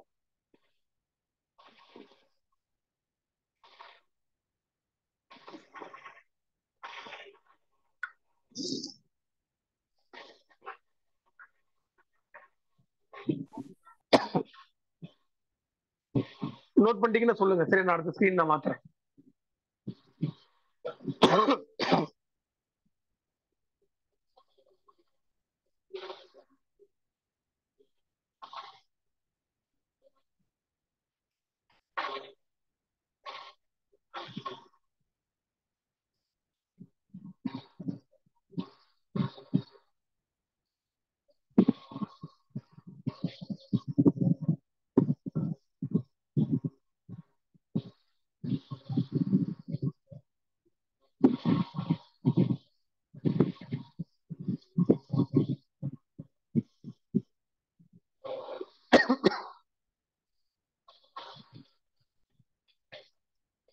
நோட் பண்ணிட்டீங்களாமா? அடுத்து பாருங்க. லிட்ரேச்சர்ல வந்து ancient literature, medieval literature, modern Indian literature, அடுத்து ஸ்கூல் ஆஃப் பிலாசபின்னு இருக்கும். புத்திசம் சார்ந்த டெக்ஸ்ட்ல வந்து என்னென்ன பிலாசபிஸ் இருக்கு, அடுத்து ஹிந்துவிசம் சார்ந்ததுல என்ன இருக்கு, இஸ்லாமிக் டெக்ஸ்ட்ல என்ன இருக்கு அப்படிங்கிற அந்த ஆர்டர் நம்ம பார்ப்போம். சரியா?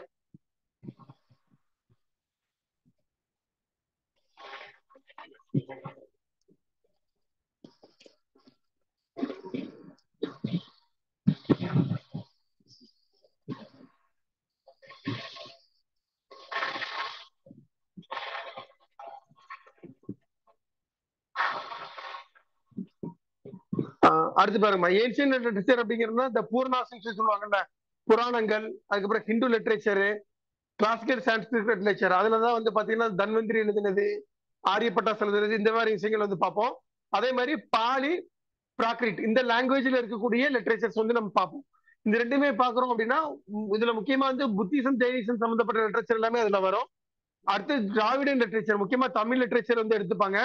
அது மாதிரி புத்திசம், ஜெயின்ஸ் லிட்ரேச்சர் சொல்லி அதர் லாங்குவேஜ்ல இருக்கக்கூடிய முக்கியமான லிட்ரேச்சர். சரியா? அதுக்கப்புறம் அதர் லாங்குவேஜ்ல வந்து நம்ம பார்ப்போம்.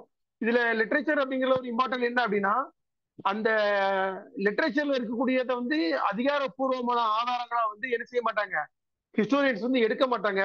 ஆனா தமிழ் லிட்ரேச்சர்ல வந்து சொல்லக்கூடிய விஷயங்களை வந்து என்ன செய்வாங்க, ஹிஸ்டோரியன் வந்து சில ஆதாரங்களை வந்து கன்சிடர் பண்ணுவாங்க. அதுக்கு 2 உதாரணம் நான் சொல்றேன். அந்த ஏன்ஷியனோட அந்த எண்டு பீரியட் சொன்ன 700 AD அந்த டைமுக்கு பிறகு வந்து பாத்தீங்க அப்படின்னா ஹர்ஷவர்தனா அப்படிங்கிற ஒரு ரூலர் வந்து என்ன செஞ்சாரு அப்படின்னா போஸ்ட் குப்தா பீரியட்ல வந்து ரூல் பண்ணிட்டு இருந்தாரு. சரிங்களா? அவர் வந்து இப்ப இருக்கக்கூடிய அந்த மத்திய பிரதேஷ் அந்த ரீஜன்ல வந்து ரூல் பண்ணிட்டு இருந்தாரு. அதுக்கு வந்து சவுத்துல. அடுத்து அப்படி சவுத்துல வந்து பாத்தீங்க அப்படின்னா சாளுக்கியர்கள் அப்படிங்கிறதுல வந்து இந்த புலிகேசி அப்படிங்கிற ஒரு அரசன் வந்து என்ன பண்ணிருக்கிறாரு, ரூல் பண்ணிருக்கிறாரு. இவர் பேரை வச்சுதான் என்ன செஞ்சிருப்பாங்கன்னா அந்த வடிவிலோட அந்த படம் பேர் வந்திருக்கு, இம்சை அரசன் 23ஆம் புலிகேசி அப்படிங்கிறது. அவருக்கும் புலிகேசிக்கும் வந்து என்ன செய்யுது அப்படின்னா போர் நடக்கு. சரிங்களா? அந்த போரோட முடிவுல வந்து என்ன அப்படின்னா புலிகேசி வின் பண்ணிடுறாரு, ஹர்ஷவர்தனா தோத்துடுறாரு. சரியா? இது நடக்கு. ஆனா அந்த ஹர்ஷவர்தனாவோட வந்து ஹர்ஷசரிதா அப்படிங்கிற ஒரு புக் இருக்கு. அவரோட அவை அமைச்சர் ஒருத்தர் எழுதியிருப்பாரு. அதுல பாத்தீங்க அப்படின்னா அந்த போர்ல வந்து அவர் தோத்து போனாரு அப்படிங்கிற எந்த ஒரு தகவலையும் வந்து அந்த புக்ல வந்து என்ன பண்ணிருக்க மாட்டாரு, அந்த அமைச்சர் மென்ஷன் பண்ணிருக்க மாட்டாரு. ரீசன் என்ன அப்படின்னா, ஒரு அமைச்சர் அரசனோட தோல்வியை பத்தி வெளிப்படையா சொல்றாரு அப்படின்னா அது வந்து அந்த அமைச்சருக்கு ஆபத்து. இன்னொன்னு அரசர் வந்து அதை விரும்பல, சரியா?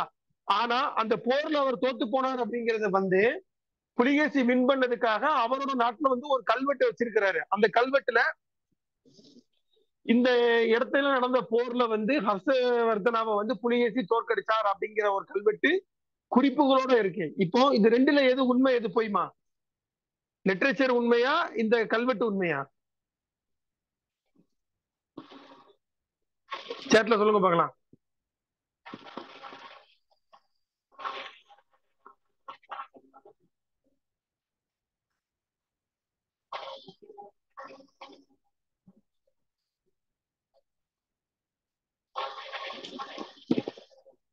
இன்ஸ்கிரிப்ஷன் அப்படிங்கிறது தான் ட்ரூ, சரியா? ஏன்னா புக்ல ஒரு தோத்தது மென்ஷன் பண்ணல, அந்த லிட்ரேச்சர்ல மென்ஷன். ஆனா தமிழ் லிட்ரேச்சர்ல வந்து சில விஷயங்கள் சொல்லப்படுது அப்படின்னா அதை வந்து ஆதாரங்களா எடுத்துப்பாங்க. காரணம் என்ன அப்படின்னா அதுல பெரும்பான்மையான வந்து உண்மை விஷயங்கள் இருக்கு, சரியா? சிலப்பதிகாரங்கள்ல இருந்து ஒரு லைன் வரும், என்ன அப்படின்னா கடற்கோள் கொண்ட புகாரே அப்படிங்கிற ஒரு லைன் வரும். அதுக்கு அர்த்தம் என்ன அப்படின்னா கடற்கோள், அதாவது சுனாமின்னு சொல்லி அர்த்தம். சுனாமியால வந்து அந்த பூம்புகார் அப்படிங்கிற நகரம் என்ன செஞ்சிருச்சு, சுனாமி வந்து கடலுக்குள்ள எடுத்துக்கிடுச்சு அப்படிங்கிறது அந்த வேர்டோட அர்த்தம். இது வந்து சிலப்பதிகாரத்துல இருக்கு. அதுக்கப்புறம் என்னன்னா பல நூற்றாண்டுகளுக்கு பிறகு பாண்டிச்சேரியில அரிக்கமேடு அப்படிங்கிற ஒரு இடம் இருக்கு. அதுக்கும் இங்க இருக்கு இப்ப இருக்கக்கூடிய காவிரி பூம்பட்டினம் அப்படிங்கிற ஊர் இருக்கு பாத்தீங்களா, பழைய பூம்புகாரோட இப்ப உள்ள பேரு. அதுக்கும் இடையில பாத்தீங்கன்னா கடல்ல ஒரு ஒரு கிலோமீட்டருக்கு உள்ள போய் ஆராய்ச்சி பண்ணும்போது என்னன்னா உள்ள வந்து பல கட்டுமானங்களோட அந்த சிதிலங்கள் வந்து நிறைய கிடைக்குது நமக்கு, சரி? இது வந்து 2015 ஹிந்துல ஒரு ஆர்டிக்கலா வந்து ஒரு 2 பக்கத்துக்கு போட்டிருந்தான். அப்ப என்னன்னா அந்த சிலப்பதிகாரத்துல சொல்லப்பட்ட மாதிரியே ஒரு நகரம் உள்ள கடலுக்குள்ள கண்டுபிடிச்சிருக்கிறாங்கல்ல. அதாவது இந்த கல்வெட்டோ இல்ல அகழ்வாராய்ச்சியோ இது வந்து ஒரு லிட்ரேச்சர்ல இருக்கு அப்படின்னா அப்பதான் அந்த லிட்ரேச்சர்ல உள்ள கருத்தை வந்து ஒத்துப்பாங்க, சரிங்களா? அதனால வந்து மேக்சிமம் தமிழ் லிட்ரேச்சரோட ஆதாரங்கள் வந்து கன்சிடர் பண்ணுவாங்க. அடுத்து மிடிவெல்ல வந்து பாத்தீங்க அப்படின்னா பக்தி சூஃபி லிட்ரேச்சர், உமன் போயிட்ஸோட பக்தி மூவ்மெண்ட்ல இருக்கக்கூடிய தனிப்பட்ட லிட்ரேச்சர், அடுத்து பெர்சியன் லாங்குவேஜ் உருது லாங்குவேஜ்ல இருக்கக்கூடியது, அடுத்து அதர் லாங்குவேஜ்ல இருக்கக்கூடிய லிட்ரேச்சர்ஸ் தான் இருக்கு.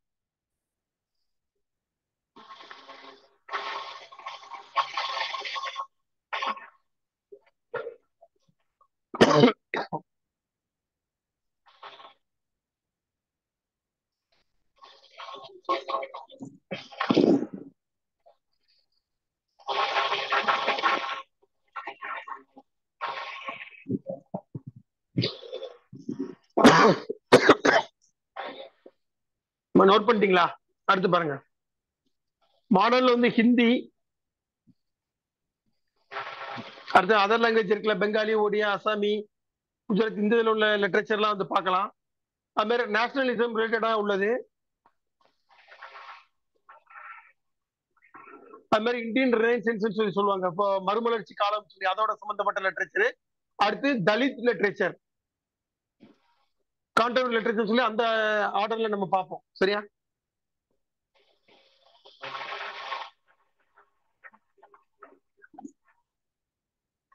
கொஞ்சம் ஸ்கிரீன்ஷாட் சீக்கிரம் எடுத்துக்கமா.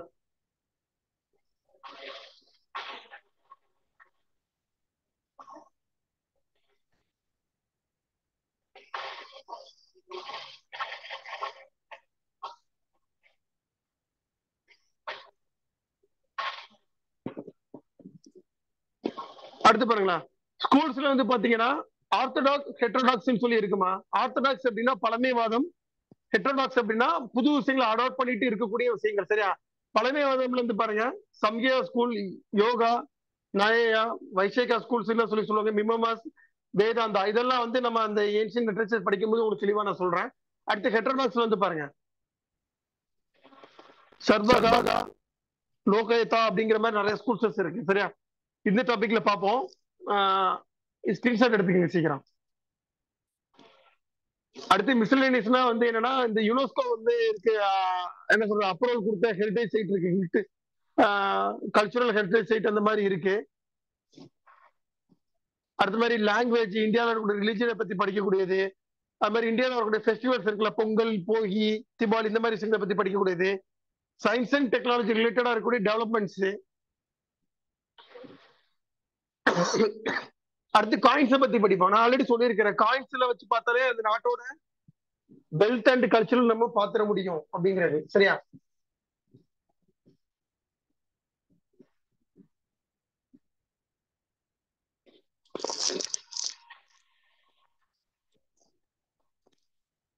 அடுத்து இதெல்லாம் ரொம்ப இம்பார்ட்டன்ட் இல்ல, ஆனா என்னன்னு மட்டும் பார்த்து வச்சுக்கோங்க.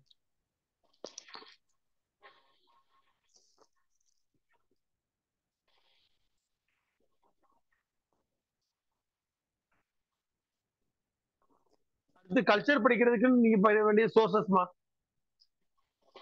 சரி, ஃபர்ஸ்ட் வந்து NCERT on introduction to Indian art சொல்லி பார்ட் 1 இருக்கும். அதுவே போதும். அந்த புக் வந்து ஒரு ரெட்டிஷ் கலர்ல இருக்கும். அடுத்து வந்து பாத்தீங்க அப்படின்னா NAOS சொல்லி ஒரு வெப்சைட் இருக்கு. சரிங்களா? இது வந்து அடிஷனலா தான் நான் கொடுத்துருக்கிறேன். அந்த 11th புக் படிச்சாலே உங்களுக்கு NAOS தேவை இல்லை, இருந்தாலும் ஒரு அடிஷனலுக்காக வச்சுக்கோங்க. அடுத்து வந்து பாத்தீங்க அப்படின்னா Indian and art and culture அப்படிங்கிறது வந்து நிதின் சின்ஹானியா அப்படிங்கிறவரோட புக்கு நல்லா இருக்கும். ஆக்சுவலி லேட்டஸ்டா அப்போலோ எடிஷன் 3rd போட்டிருக்கேன். இப்போ என்ன லேட்டஸ்ட் இருக்கோ அதை நீங்க வாங்கிக்கோங்க. அதுக்கடுத்து பாத்தீங்கன்னா இந்தியன் கவர்மெண்டோட ஒரு வெப்சைட் இருக்கு, CCRD, centre for cultural and resource and training அப்படிங்கிறது. இதுவும் வந்து என்னன்னா இந்த கல்ச்சர் சம்பந்தப்பட்ட ஒரு நோட்ஸ் அதுல இருக்கும். இதுல அந்த 11th புக்கு நிதின் சின்ஹானியா வந்து போதும். இல்ல இன்னும் அடிஷனலா இன்னும் எக்ஸ்ட்ரா வேணும் அப்படின்னா CCRD வெப்சைட்ல இருந்து அந்த நோட்ஸ் நீங்க என்ன பண்ணிக்கலாம், டவுன்லோட் பண்ணிக்கலாம். அடுத்து ஆக்ஸ்போர்ட் ஸ்கூல் ஆஃப் அட்லஸ்ங்கிற புக்கு வேணும். இது வந்து உங்களுக்கு ஜியோகிராஃபிக்கு யூஸ் ஆகும், அதனால அந்த புக்கு கம்பல்சரி வாங்கிக்கோங்க. சரியா?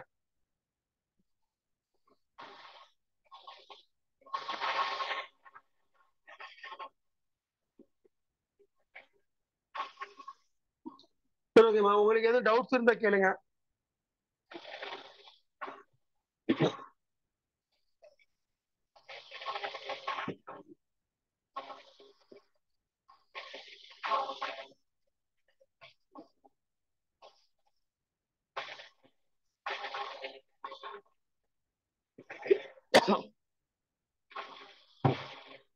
நான் இந்த ஸ்கிரீன் ஷேர் பண்ணிருக்கேன் பாருங்க. இதுதான் நான் சொன்ன அந்த ஸ்ட்ராட்டஜி அப்படிங்கிறது.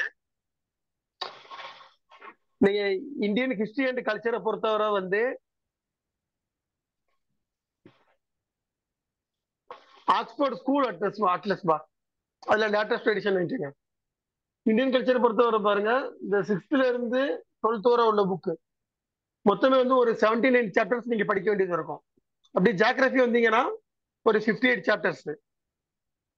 என்னென்ன புக்கு எதுன்னு சொல்லி கொடுத்துருப்பேன். அதே மாதிரி சோசியாலஜிங்கும் போது பாத்தீங்கன்னா 11th 12th புக்கு உங்களுக்கு போதும். இதுல எஸ்பெஷலி இந்த 12th புக்ஸ் மட்டுமே உங்களுக்கு போதும். இந்த 12th இருக்கிற 2 புக்கு இதுவே உங்களுக்கு போதும். அடுத்து எக்கனாமிக்கும் பாத்தீங்கன்னா 9th 10th உங்களுக்கு 11th 12th ஓகே.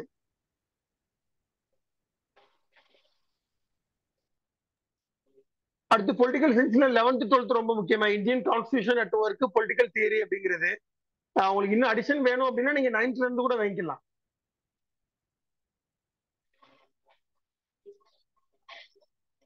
சரி, இது என்னன்னா அந்த ஹிஸ்டரிங்கிறது வந்து எப்படி பிரிச்சு வச்சுக்கலாம் அப்படிங்கிறது. இப்ப வந்து பாருங்க, நீங்க ஏன்ஷியன் இந்தியா படிக்கிறீங்க அப்படின்னா 6th NCERT புக்கும் 12th NCERT புக்லயும் வந்து உங்களுக்கு என்ன செய்யும், அந்த என்டையர் ஏன்ஷியன் இந்தியாவோட சாப்டர்ஸ் முடிஞ்சிடும். 6th வந்து ஒரு 12 லெசனு, 12th அந்த தீம் 1 சொல்லி ஒரு புக் இருக்கும். அந்த தீம் 1 பாத்தீங்கன்னா ஃபுல்லா ஏன்ஷியன்ட் பத்தி தான் என்ன செய்யும் உங்களுக்கு இருக்கும். மிடிவல் வந்தீங்க அப்படின்னா 7th NCERT புக்கும் 12th உள்ள தீம் 2 அப்படிங்கிற புக்கு. மாடர்னை பொறுத்தவரை 8th 2 புக்கு இருக்கும், 12th 1, 10th வந்து பாத்தீங்கன்னா என்ன சொல்றது அந்த 3rd லெசன் மட்டும்தான். சரியா? அது வேர்ல்டு ஹிஸ்டரி வந்து உங்களுக்கு தேவையில்லை. கீழே இந்தியன் அதாவது பிரிலிம்ஸ்க்கு தேவையில்லை. இந்தியன் கல்ச்சர் அப்படிங்கிறது 11th இருக்கு, அதுல ஒரு 8 சாப்டர் இருக்கும். இந்த மாதிரி தான் நான் ஸ்ட்ராட்டஜி நான் பிரிச்சு வச்சிருக்கிறேன். சரியா? அதே மாதிரி ஜியோகிராஃபி பாத்தீங்கன்னு வச்சுக்கோங்களேன், இந்தியன் ஜியோகிராஃபினா 11th புக்ல இந்தியா பிசிக்கல் என்விரான்மெண்ட் ஒரு புக் இருக்கும். அடுத்து வந்து இந்தியாவோட எக்கனாமிக்கல் ஜியோகிராஃபி படிக்கணும் அப்படின்னா 10th 12th புக் இருக்கு. ஹியூமன் ஜியோகிராஃபி பத்தி படிக்கணும்னா 12th 9th உள்ள புக்ஸ் நீங்க பார்த்தா போதும். இந்தியாவோட பிசிக்கல் ஜியோகிராஃபி அகைன் நீங்க பார்க்கணும் அப்படின்னா கான்டெம்பரரி இந்தியா ஒன் அப்படிங்கிற புக் 9th புக். அதே மாதிரி இந்த 11th புக் ரொம்ப முக்கியம், ஃபண்டமெண்டல் ஆஃப் பிசிக்கல் ஜியோகிராஃபி அப்படிங்கிறது.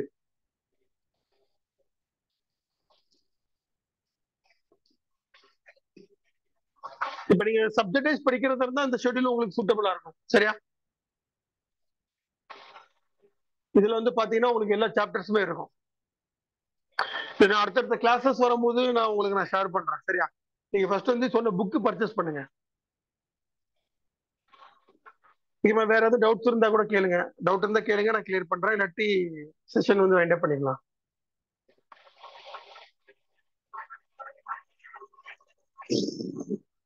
டவுட் இருக்கா எதுவும்?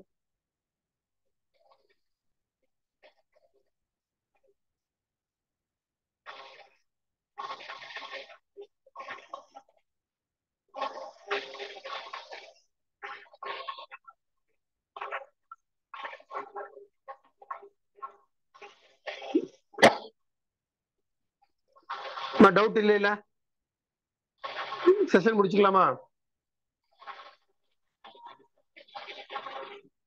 ஓகேமா, நம்ம அடுத்த செஷன்ல பார்க்கலாம். சரியா? ஓகேமா, அஸ்ஸலாமு அலைக்கும், குட் நைட். வலைக்கும் அஸ்ஸலாம் சார்.